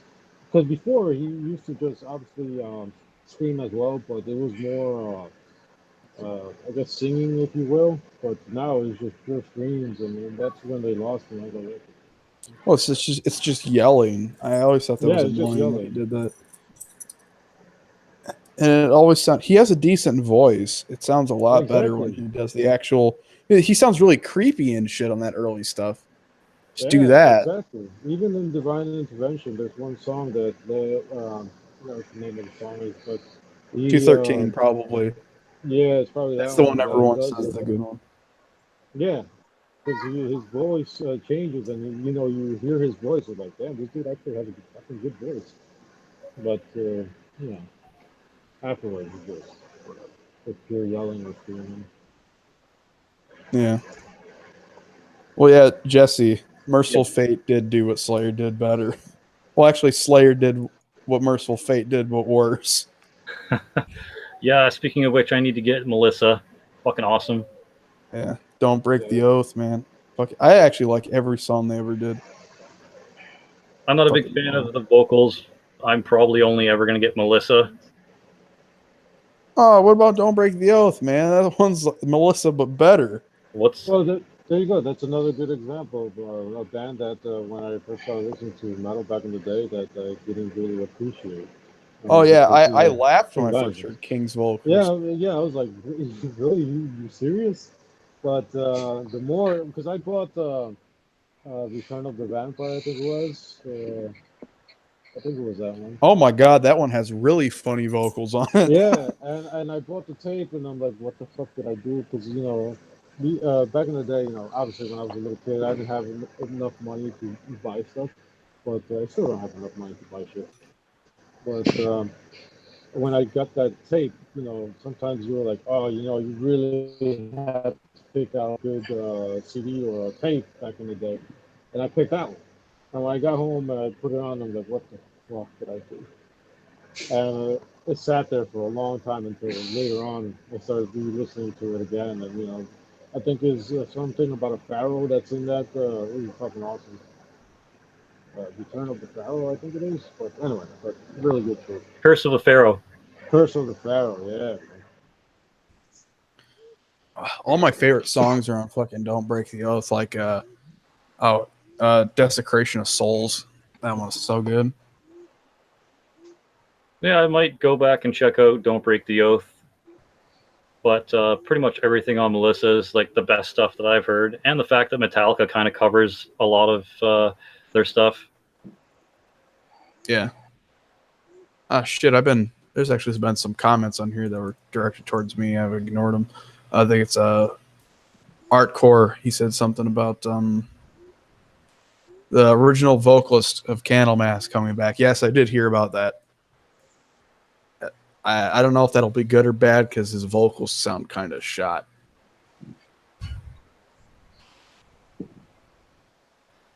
Do you guys think Venom's black metal? No. No, they might have coined the term black metal, but I don't think that makes them black metal at all.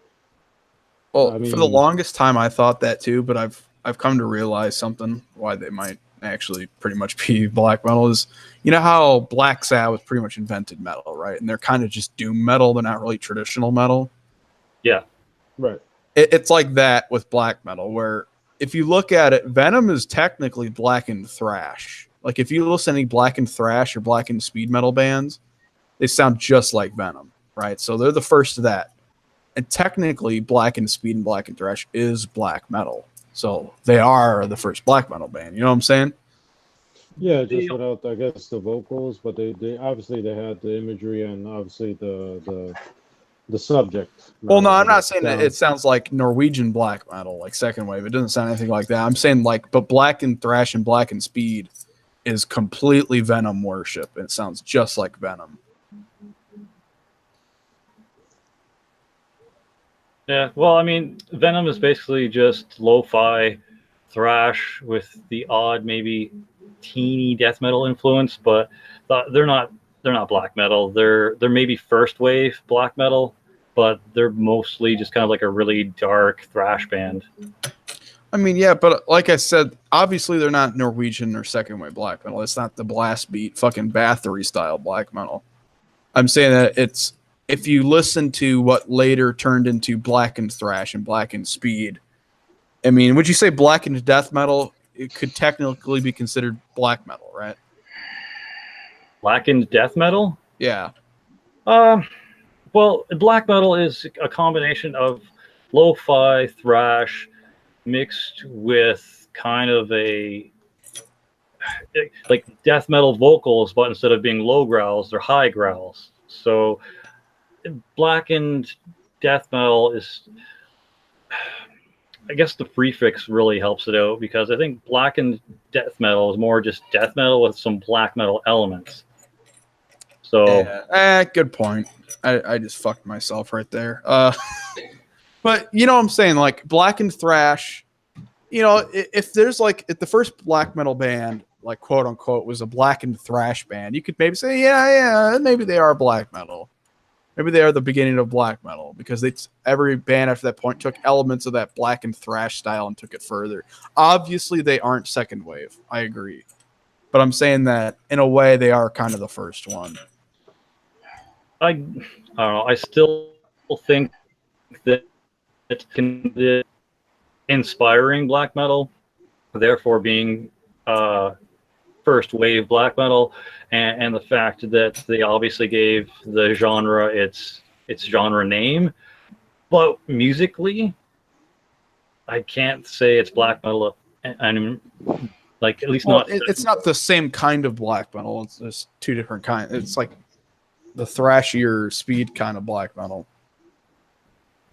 If I was to give anyone credit for kind of giving black metal its thing, it would have to be Bathory. Well, yeah, they're definitely the beginning of second wave. That's undoubted, like obviously. But I'm just saying Venom should get credit for the black and thrash, black and speed thing. Well, yeah. Look at any band after that point that's black and thrash, black and speed. It's just Venom worship. Yeah, well, a lot of second wave black metal bands like directly quote Venom as being one of their huge influences. So like you kind of have to just not lump them in with black metal, but they're the precursors and therefore get a lot of the credit for it, because a lot of black metal bands just turned what Venom did into just lo-fi dissonant Venom. Yeah. Well, also I do have to give credit. Hellhammer and Celtic Frost were very similar to Venom in that way too. They were like black and thrash as well. Yeah, Celtic Frost. Yes, I do say that. Yeah.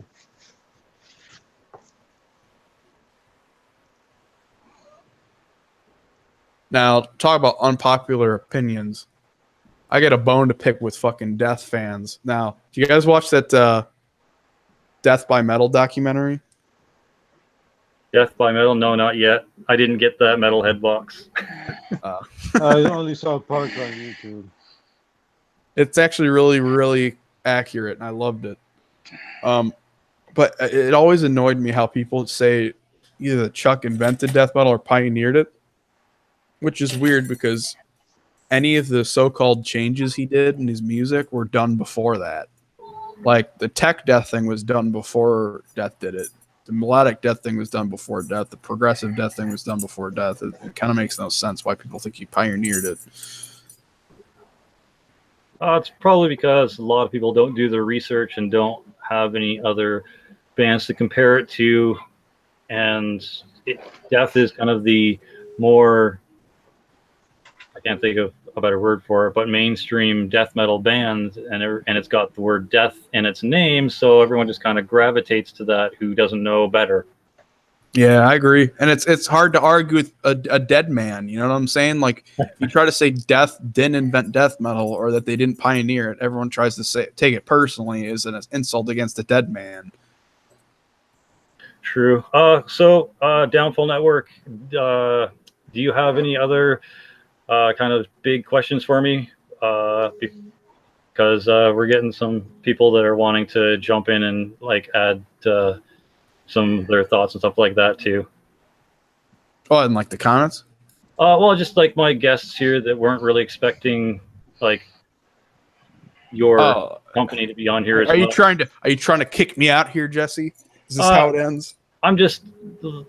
I thought what we had was letting special. You know that if you've got anything else that you want to bring up before I let you go, and continue on with the rest of my before career. You let me go, are you trying to sugar? I'm fucking with you, Jesse. I'm fucking with you. Okay. Well. Anyways, yeah, I'll go. See you, man. All right. Thanks for coming on, man. Cheers.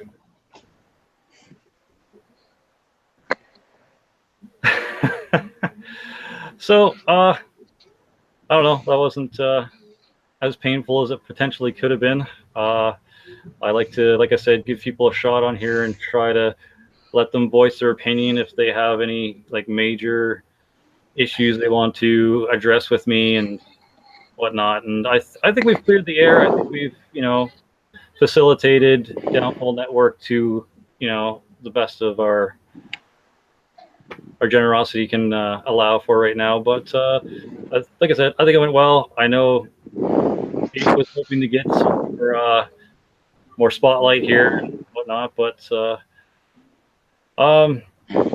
let's just continue on here and go with the flow of things here. Is there any other topics you want to talk about, Austin or Trez, if you're still here? Hold on one second.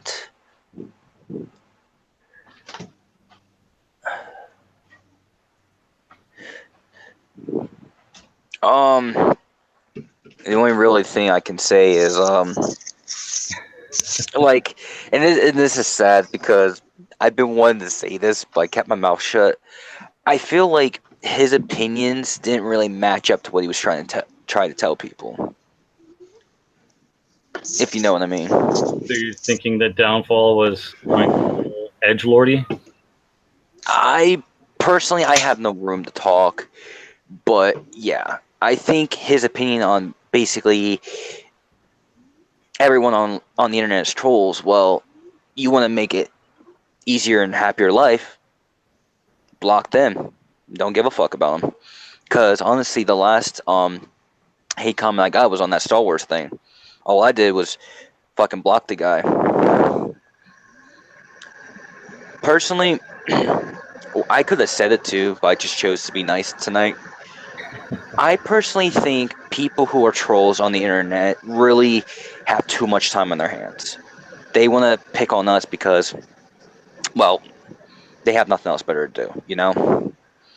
That's in my opinion, but... Yeah, it kind of seems like that they don't I have... others do.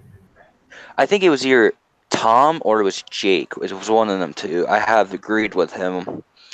Basically, I can understand not many people like death, okay? I can understand they had a... Personally, they sound like they have a thrash style, but I think they did push death metal to, its birth. But I just don't see the point of talking ill of a man who's been dead for 17 years, saying that he never created death metal. That's what I got out of that whole conversation. It boils down to opinion and how much research and metal knowledge do you have, I guess, and who you consider to be the predecessors or creators of a certain genre. Because just because a band is well known like Death doesn't mean there wasn't other small known bands that only played like a local circuit that invented death metal. But since they didn't get like the recognition that Death has, they're not going to be known as the creators of said genre. So, well, I'm not against people's opinions, but when your opinions become an asshole remarks, it kind of pisses me off a bit. Yeah. Same here. Like, I can agree with, Trez not liking Overkill. I mean, that's fine. No. I love Overkill. But once they no, I never appreciated them, but that's what I mean. Like, Overkill. I really never got into their older albums, but like their newest one, The Grinding Wheel, I think that kind of drew me into it more. I do need to find other albums that are going to be great in my opinion, but some bands are easier to get into, some bands are hard to get into.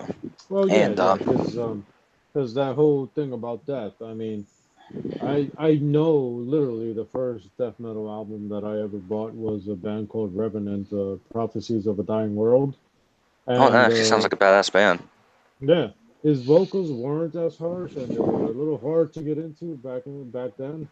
But I discovered Death later on. I had actually a couple of other death metal bands like Nocturnus and stuff that I had purchased before or gotten into before Death, and then later on I heard about Death, and obviously I loved them, and then later found out that they were like the pioneers of death metal, and I could see that because of the raw sound that they had back in the day.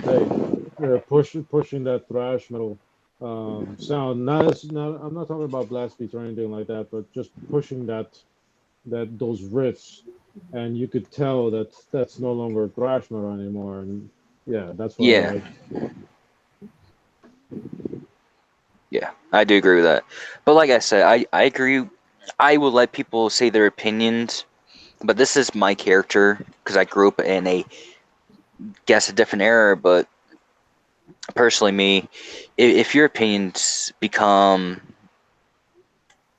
irrelevant or invalid, I have to say something.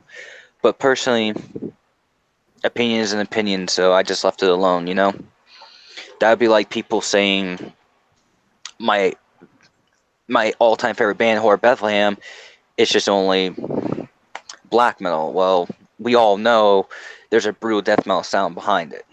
Oh yeah. I actually got 2 shirts. I got one from the Metalhead box, and I actually bought one from their official website, and they threw in a koozie in for free for me. Nice. Oh, cool.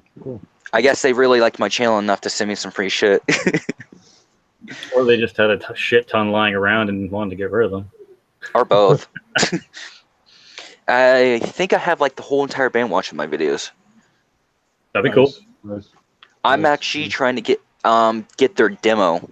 I could never find it. I really need to get that demo because I really think it'd be cool to hear the demo. Personally, but I think upon Judas' Throne I have and Extinguish the Light. Those are like my 2 top favorite albums from them. I didn't even know they had more than one. They have 2 albums and demo. That's all they have. It could be more now. I don't know.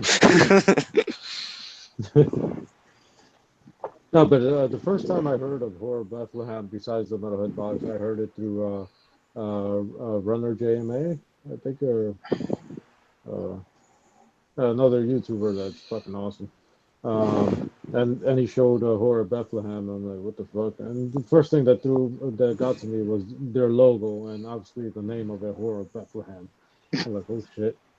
And then the artwork is like for a brutal death metal band. And when I heard them, I'm like, okay, it's like obviously death metal, brutal death metal, and obviously an undertone of black metal, which is fucking awesome. And the fact that the Metalhead box, and that's the one comment right off the bat when I forgot what that dude's name.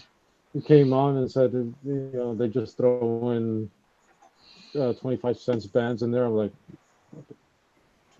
and you got bands like Horror Bethlehem. I think I got 2 shirts from Horror Bethlehem because I have 2 subscriptions to the Metalhead box, and I fucking love that shit.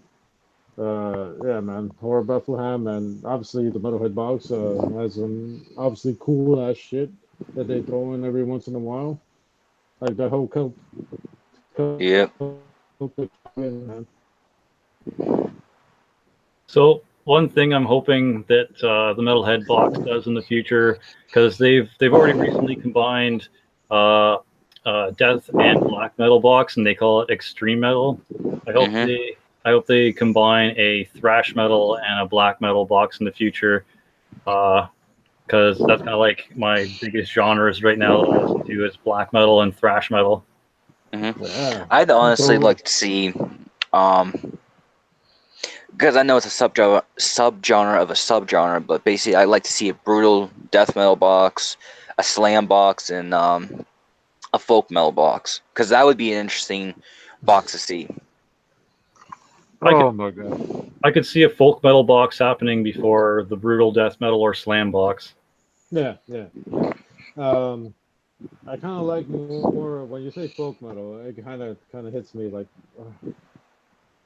I do like folk metal, but it has to be like pagan black metal for it to be folky for me. Because when it comes down to folk metal, I'm like, it's like hit or miss. I don't get it. So do you like Corpiclani or Fintroll?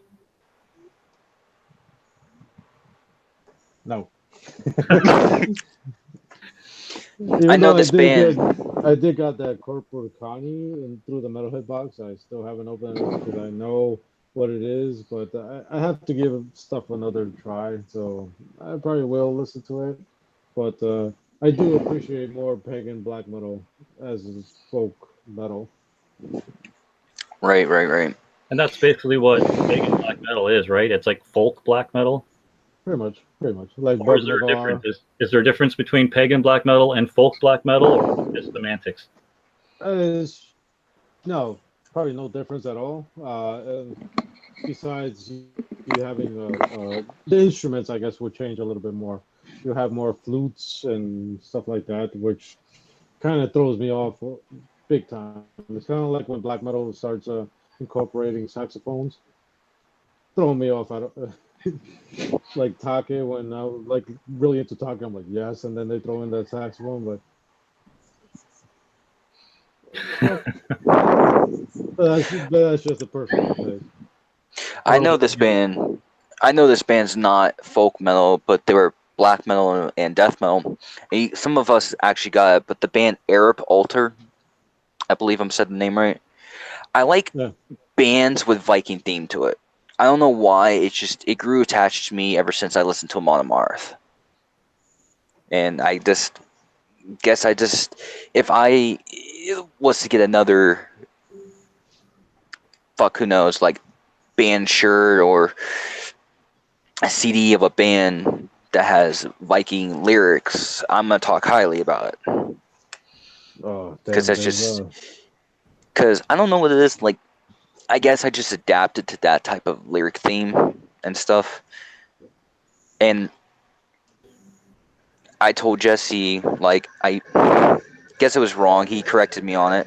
And my cat wants to make a guest appearance, apparently. But basically, I called it Viking metal, which everyone doesn't like, and I can agree to it. That's why I like to consider, like, bands, I can't even think right now of the bands, like folk metal, I can see like Viking themes in it more than death metal and black metal. Correct me if I'm wrong on that part. Yeah, probably because folk metal is more about kind of heritage and culture, stuff like that. And yeah, in my opinion, once again, it's not a fact, but in my opinion, genres aren't based solely off of lyrical content or artwork. It's based on the music itself. So, I mean, Amon Amarth is melodic death metal, maybe with like a pinch of black metal in there. Depending on what you really identify as black metal traits. But yeah, I guess you would just say like bands with Viking themes are up your alley. And besides Monomarth, like what other bands really have Viking themed stuff in it? I mean, I think Arab Altar had some because of the shirt design they had. I mean, that showed like Viking theme to it. Yeah, and had Thor's hammer on it in the design. Yeah. I think it was called Battle Soul. I could be wrong, but that kind of had like a little bit of Viking theme. I could be wrong. Battle Soul. Yeah, I actually saw them live at the Atria a couple of years back. Oh, lucky asshole. Well, but that was before they were like well known. Like they were just some band to the club at the time. For me, they were good though. Like they put on a good show. The music was really enjoyable. I think you can get now. Don't be pissed off if I'm wrong. Whoever's watching this, but I think you can get most of their albums at CDN Records right now for like a decent price. And CDN Records still has 66% off in September. So plug.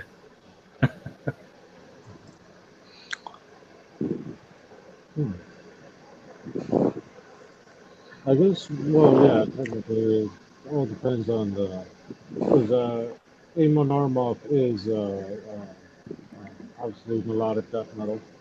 But I guess Bognagar would be the band that I could most see myself being folk metal that I could semi-relate to in both things because they're very progressive. I know their earlier stuff, like Colossus, which had the vocalist of the guy that was the bassist for Jimmy Borger, what's his name, Vortex? Um, but yeah, I can see Bognagar being, at least to me, my closest that I could relate to as in pagan metal, or for instance. Cool. Yeah, Borknagar's first album was pretty good. After that, they started like adding in clean vocals, which is not really something that really clicked with me, especially with the sound that they were going with. But they're a talented band.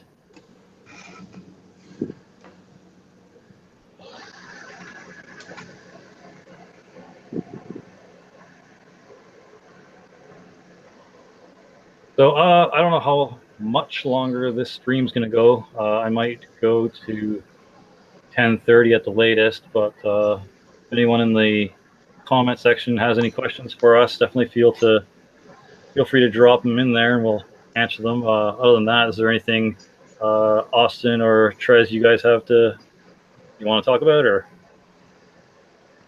maybe some albums you're looking forward to getting, or some grails that you need to get still?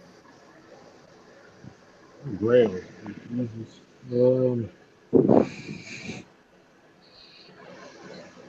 Hey Austin, don't you want to talk about?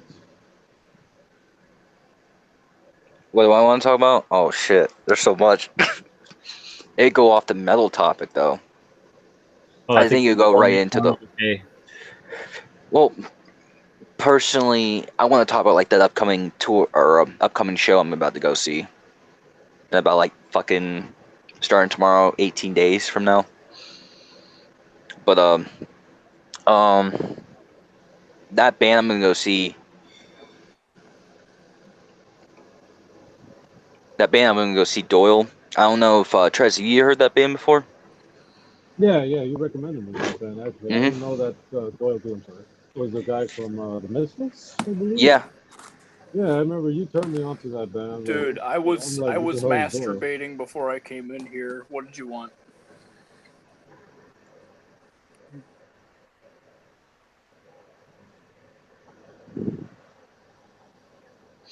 Anyways, the lead singer of Doyle. I don't know if you're familiar with Alex Story and his band, which is Cancer Slug. That's a pretty badass punk band. I ain't gonna lie. I think they lean to horror punk a lot more when I started listening to certain songs like Bloodlust, Father Demon, and stuff like that. It had more like that horror style to it. But for Doyle to be on guitar and Alex to be on vocals, it just made the band great. And I have to say, the shirt I'm looking forward to getting is the work shirt they have. It has like their name on the front and on the back. It's a pentagram with Doyle's face on it, and it says "Mark of the Beast" on it. $45 fucking for it. Nice. It's a work shirt, so yeah, I guess. They also have a. I can't believe I'm about to say this. This is one band I could give more respect to because they did this style. They did a parody of Beavis and Butthead. Oh yeah. Mm-hmm. It's actually on their official website. If you go to look at their shirts, it's a white one, and it's funny as fuck. Because the first thing went through my head is like, could you just imagine Beavis and Butthead being played as Alex Story and Doyle himself? That'd be very unique. But no, the reason why I got into Cancer Slug is the guy I'm going with to the Doyle concert, my friend Frank, who's in a progressive metal band that's trying to get up off the ground. They're still trying to get shit together, get their first, I guess, demo out and stuff like that. He told me about Cancer Slug, so. Shut up.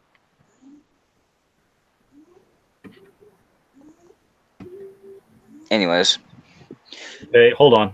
Listen, Downfall Network. I get you're having fun here, sending people to our live stream, but if you could kindly knock it off, that'd be great. I entrust people with the link to the chat here for a purpose, and if you cannot restrain yourself, you will be banned from joining any future chats. So if you value coming on here again, I would highly suggest not sending anyone else the link to join. Thanks. Anyways, go ahead, man. You said it a lot nicer than I was going to say it. But no, Doyle was a big jump from going from the Misfits to them, because I believe, if I'm correct me if I'm wrong, Doyle actually has heavy metal style into it than horror punk, because if you listen to like the Misfits, right? Let's say Michael Graves era, because I kind of like that one. Danzig, I have to get myself into. Going from, let's say, Dig Up Her Bones, which was one of my all-time favorite songs from them, to fucking Abominator from Doyle. It's fucking, we went from like horror punk to fucking literally heavy metal with horror punk style to it. But what's your guys' opinion on Doyle being horror punk / heavy metal? Or would you consider them having heavy metal style? Yeah, Doyle is basically an extension of the Misfits from the way I see it, but probably with a little heavier edge to it and a little bit more of his probably lyrical influence and a little bit more of experimentation, whereas the Misfits, he's kind of stuck in the horror punk genre just to please the fans kind of thing. Mm-hmm. If they do too much different than what they're expecting, they're probably not going to get well received. So I mean, Yeah, I think I do see that the whole Misfits thing, that it was just obviously is the Misfits and has to continue on to being the Misfits. But I think that obviously Doyle, very different and mostly experimental and adding different things and I think that the way they're going is obviously. I honestly think heavy metal would fit Doyle more than just horror punk. That's personally me, but I gotta give the guy respect though. I mean, his girlfriend, I think her name's Alicia. I think I probably said her fucking name fucking so goddamn wrong. But I mean, them two dating and her being an arch enemy. I mean, it kind of makes it like you start thinking like, what the fuck? Like we got Doyle who's basically a horror character. Basically, that's why I look at him as it's like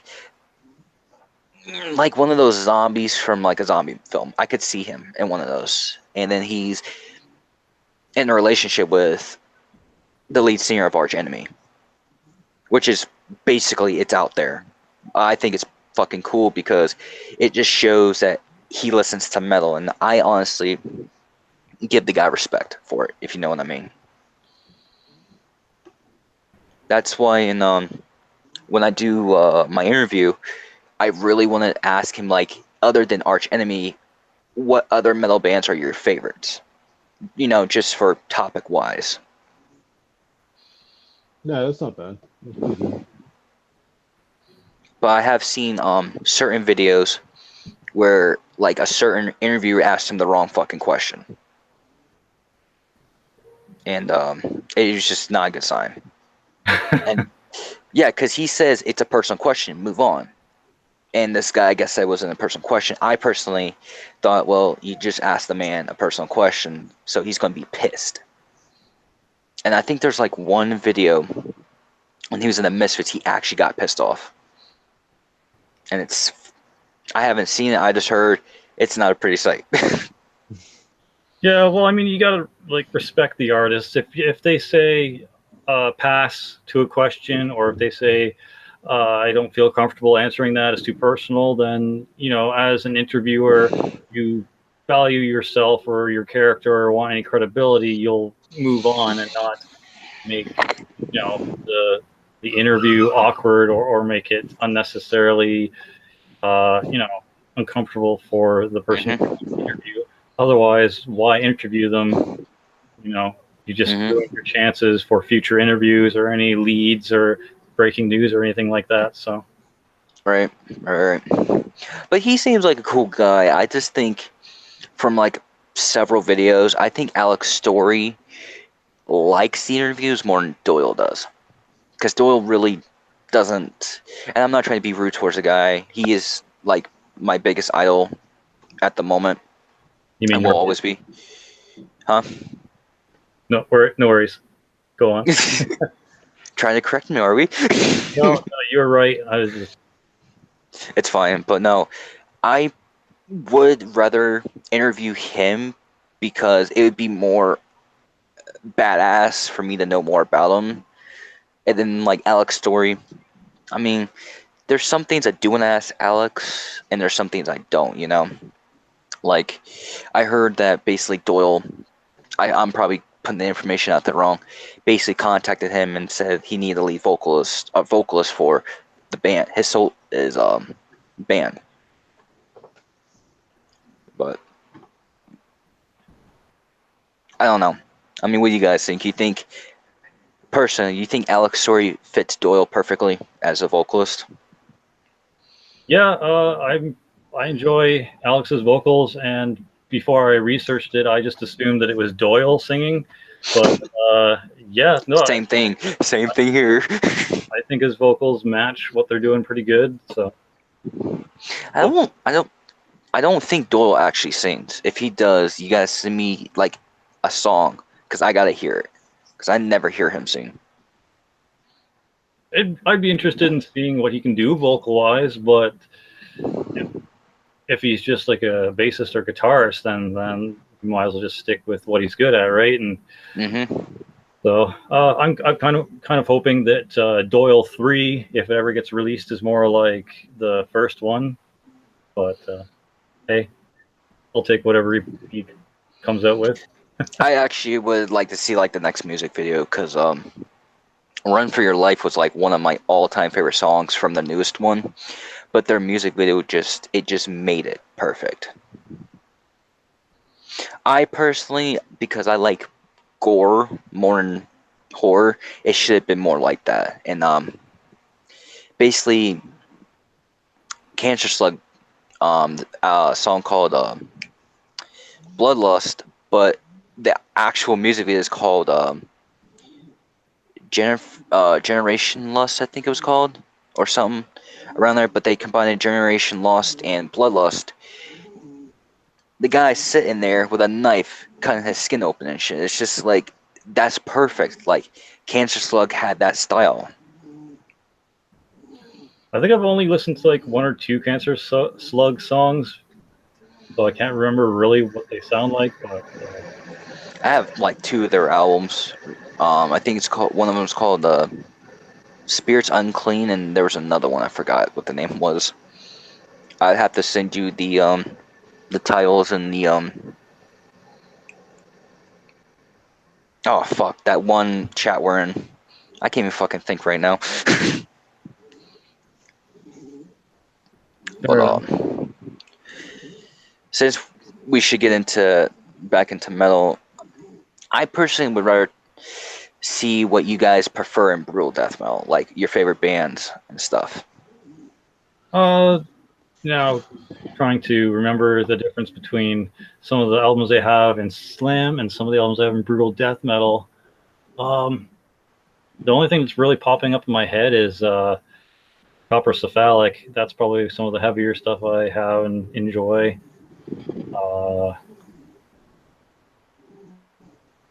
Wait, which band? Copper Cephalic. What was the name of the band? Copper Cephalic. Copper Cephalic. Yeah, hold on.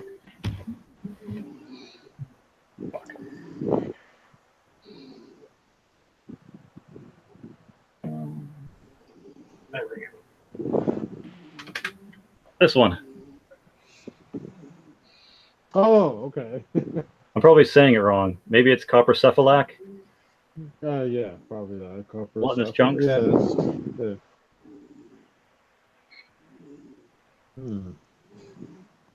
See, brutal death metal.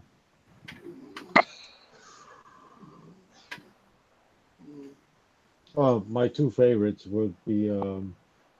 I know they're brutal death metal, but as far as what I think is technical death metal, at least to me, is Defeated Sanity or Oh yeah.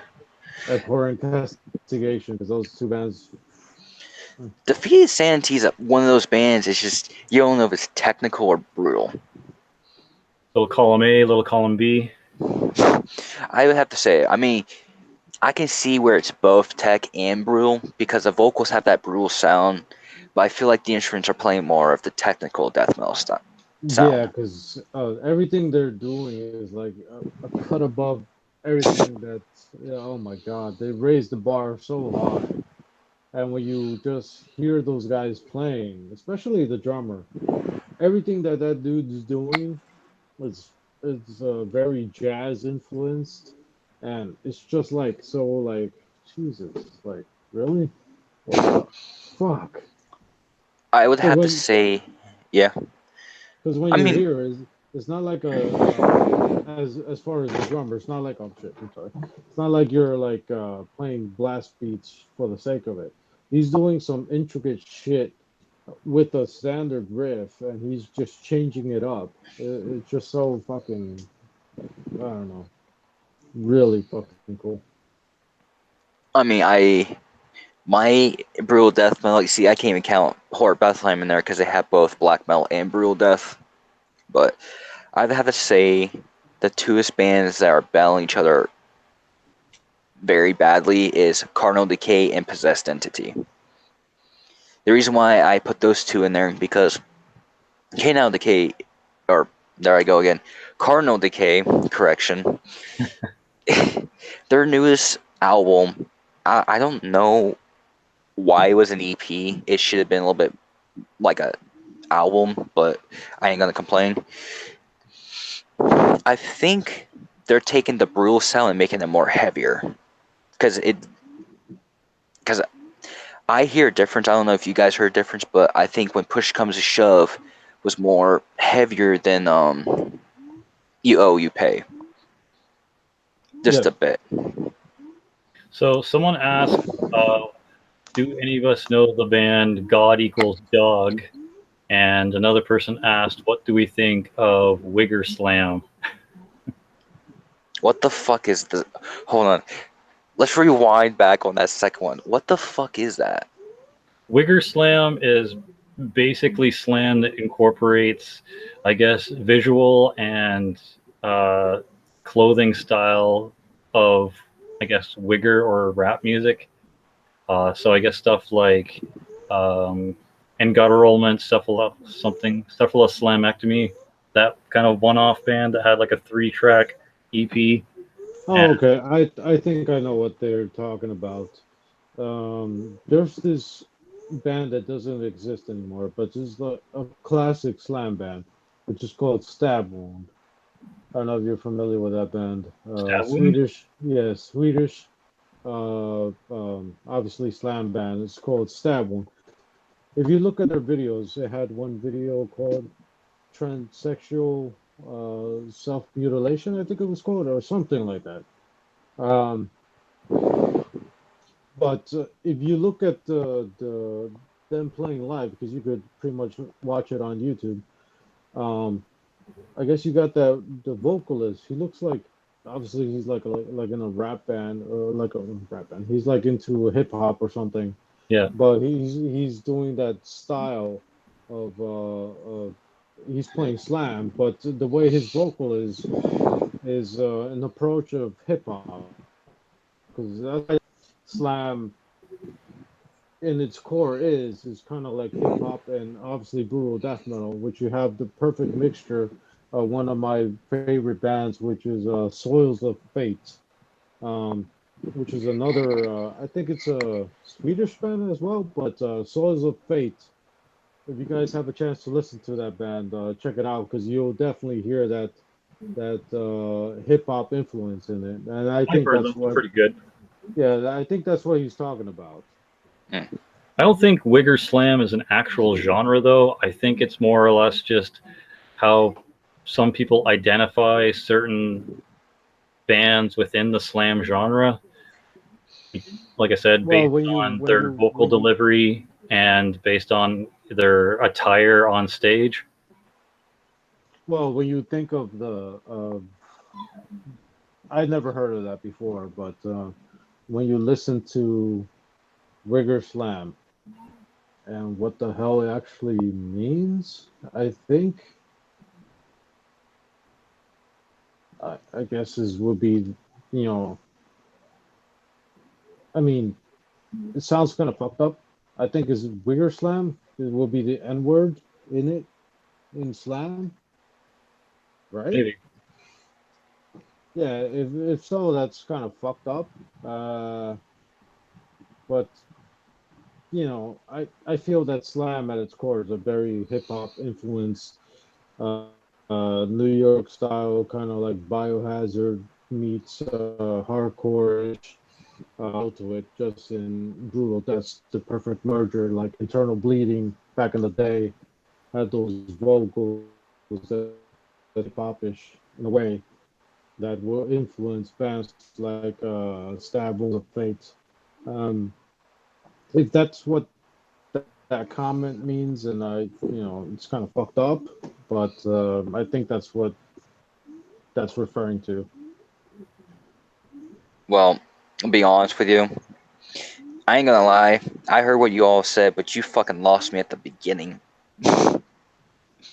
Well, like I said, I was like half class like 5 hours ago. No, the reason is because what I mean by that is it's not that I'm saying that it wasn't interesting to hear about. It's just the genre made no sense to me. To where it's just like, what the fuck? Why would you put it in the comments, But hey, he asked. Yeah. I gave my opinion. So. Oh yeah, that's another band that's considered Wigger Slam is Epicardiectomy, and once again, that's mostly just because of, from my perspective, is just because they dress like they dress urban and like they're into hip hop and stuff, and the drummer even has like Yeah, silver the grills silver and tip whatever. grills. I don't think for the most part it has anything to do with the actual music itself. I think it's just the posturing and what they dress like. So Hmm. I don't know.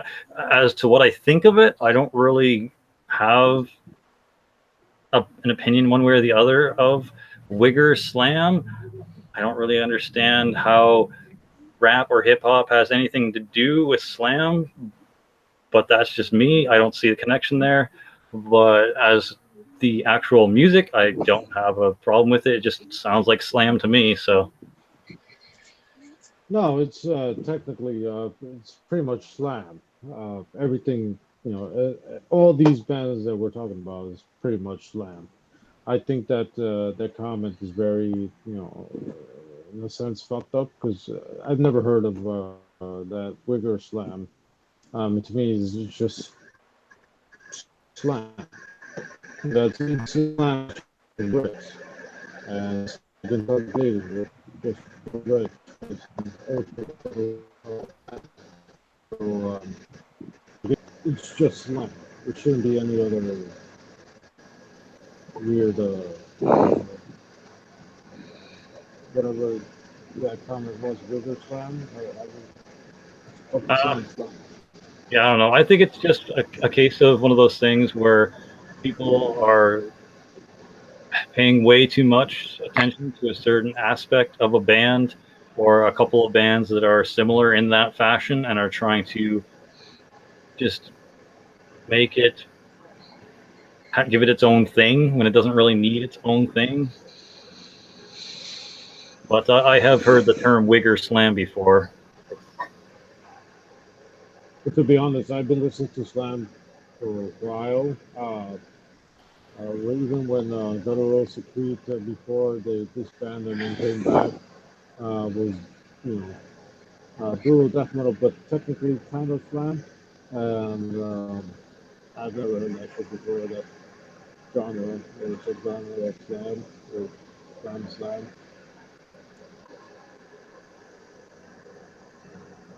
Fair enough. Anywho, I think I got another 10 minutes in me left, and that'll probably be it for this stream. I don't really have too much else to say. I know I was trying to talk about like some holy grails that we might be looking forward to. I definitely need to get some more obscure thrash stuff, and definitely need to get some more. Um, fuck, what's that band? Satanic Warmaster. I definitely want to get a lot more Satanic Warmaster in my collection, and probably a few more Drowning the Light. But yeah, I don't know.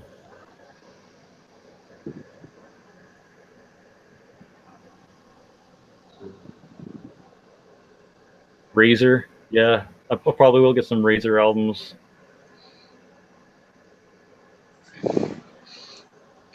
And some Corner. Yep. Definitely gonna get some more Grails now. Corner.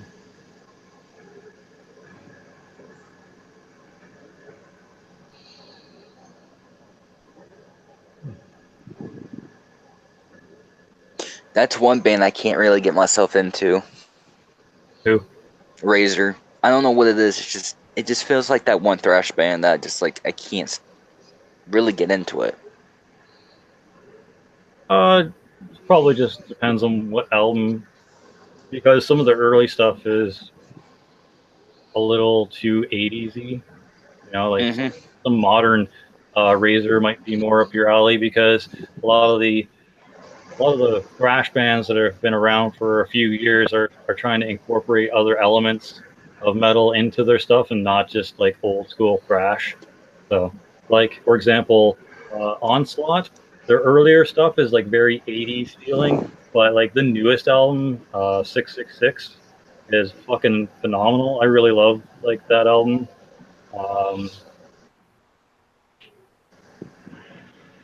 So I guess it depends on what era of certain thrash bands you listen to. It might change your opinion, but it's up to you whether if you want to take the dive or not. I mean, I already got the shirt. I mean, I'm not gonna get rid of it because I got it from the Metalhead box. I mean, it's just It's just like I forgot who said it, but I gotta let it grow on to me. It's like certain albums from fucking Overkill. It was just that one thrash band I couldn't get myself into. Because of the vocals. Yeah, Those vocals kind of killed me.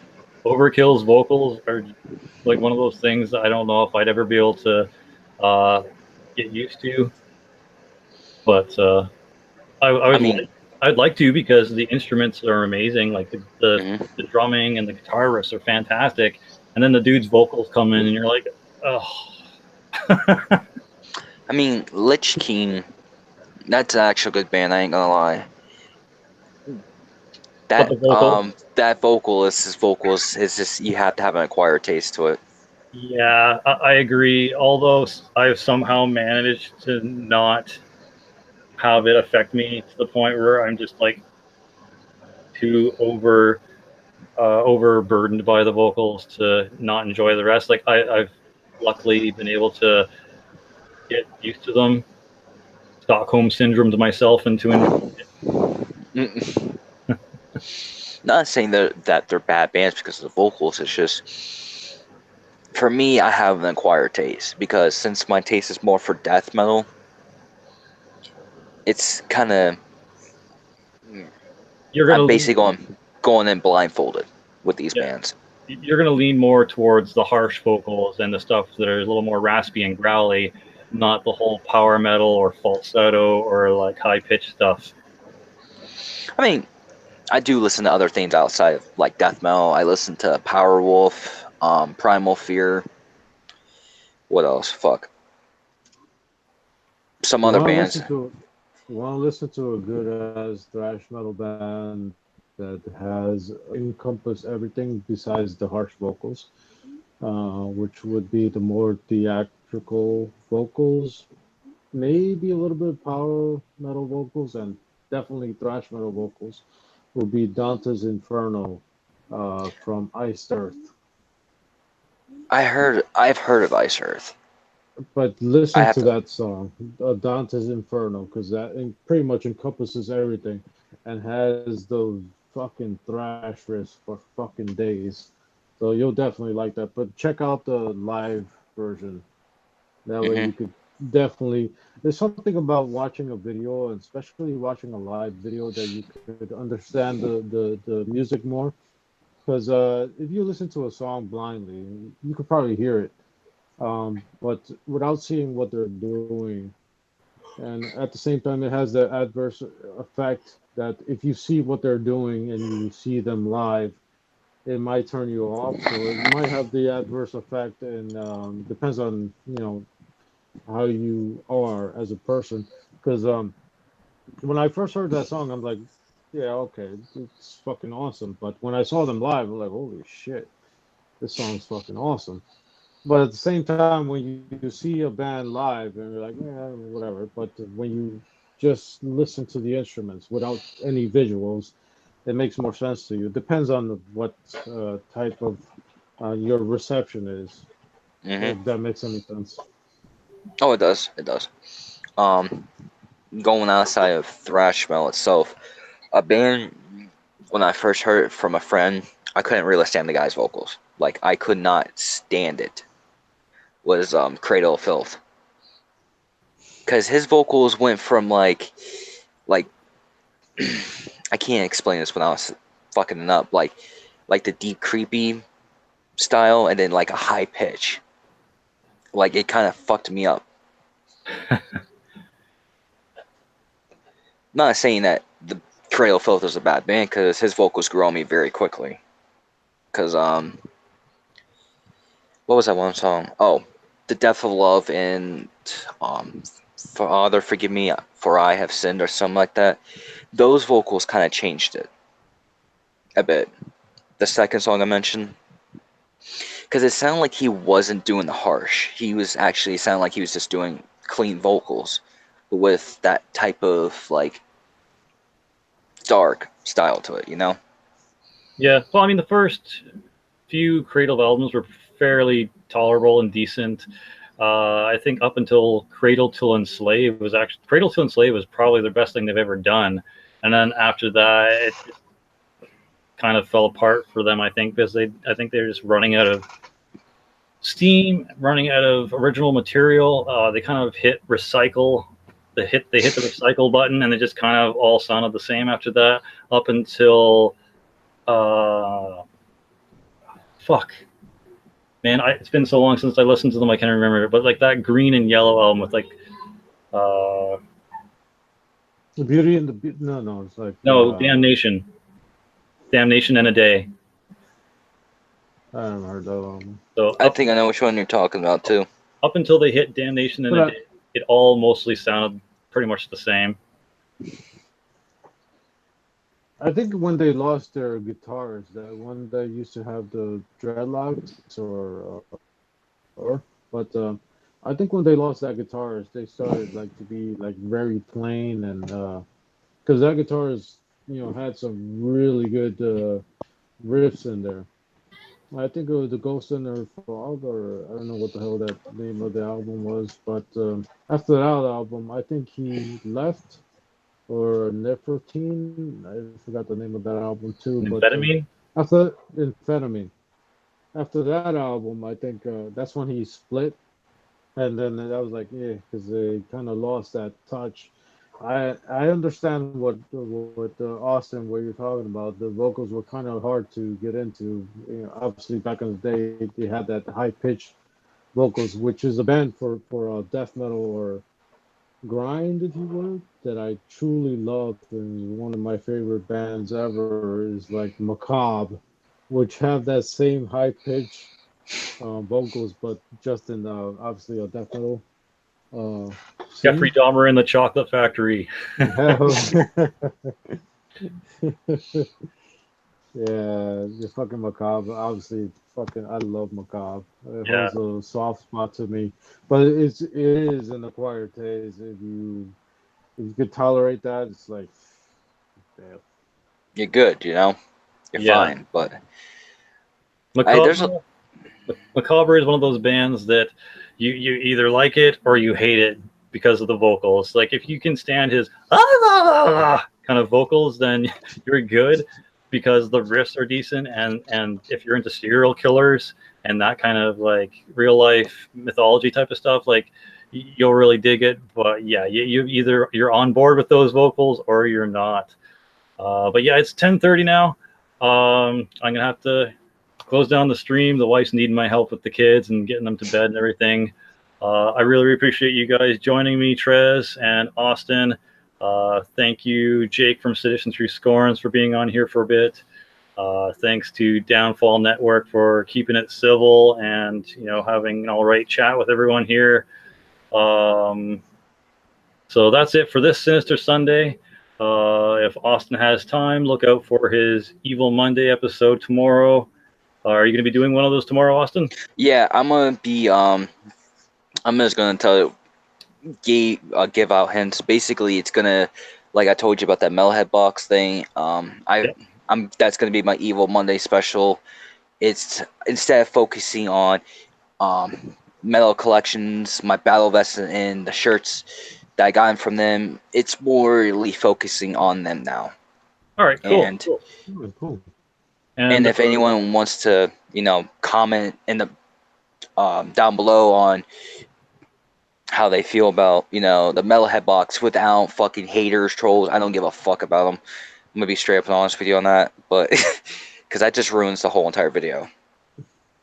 But if you you agree with me on some, if you don't agree with me, just say, hey, look, my opinion is this, blah blah blah, end the story. But no, I feel like Melissa and the team really doesn't have that type of channel that talks, about them personally, channels giving them their thanks and stuff. Well, I mean, every person that does a metalhead unboxing and reviews it and talks about it, I'd say is a bit of a tribute, because just because you get a metalhead box doesn't mean you have to do a video about it, especially if you actually paid for the thing. So I'd say there's a little bit, but yeah, they definitely do deserve a lot more praise and a lot more attention for the excellent product that they've been coming out with. But yeah, we do got to shut this down. But is there anything that the viewers can look forward to on your channel coming soon, Trez? Well, let's see. Well, I'm doing the Metalhead box as we speak. It's just uploading right now for the Cool. month of September. But I also think with that, Austin, you know, it's not easy getting bands together and grabbing their merch and arranging all that shit month to month. That's not fucking easy. So I definitely appreciate the Metalhead box for putting solid shit out month after month and getting stuff together just to send it out to everybody on time and being on the same page with it with bands and their touring and labels and all that shit. I understand that's fucking tough, and getting shirts printed out. I mean, that's fucking dedication, and doing better every single month, and I fucking can't wait for the Metalhead box every fucking month. So it's kind of like a mystery box type thing, even though it's really fucking cool. And besides that, I guess I'm doing a couple of other stuff which I can't totally remember because you got me on the spot right now. But I do Collection have from a the morgue. couple. Yeah, I do. Oh yeah. There it is. More collections. This is my Yeah. collections from the morgue, I guess, from the my storage space. But I do have a couple of merch stuff that I'm doing, as well as a different giveaway that will come pretty soon. But anyway, that's about it. But, True. All right, cool. Thanks, Trez. And as well, I know Sedition Through Scorns is on here too. Definitely go check out his channel. He has a review that he did recently too, and he also has put up some live footage from one of the concerts he's done. So he's got some stuff up there. Check him out. And for anyone who's wondering, Austin's channel is called Mr. Evil Ops, and Trez's channel is called Total Metal Rejection. So definitely make sure to go check them out, subscribe, leave them some positive feedback. I will be leaving the links to their channels and whatnot in the description box below right after the stream's done. So definitely go and check them out. Thanks again, guys, for joining me. Really, really appreciate it, and looking forward to the next Sinister Sunday. All right, for Glory, cheers, bro. Rebellion, Sinister Sunday's out. Take it easy, bro. Take it easy.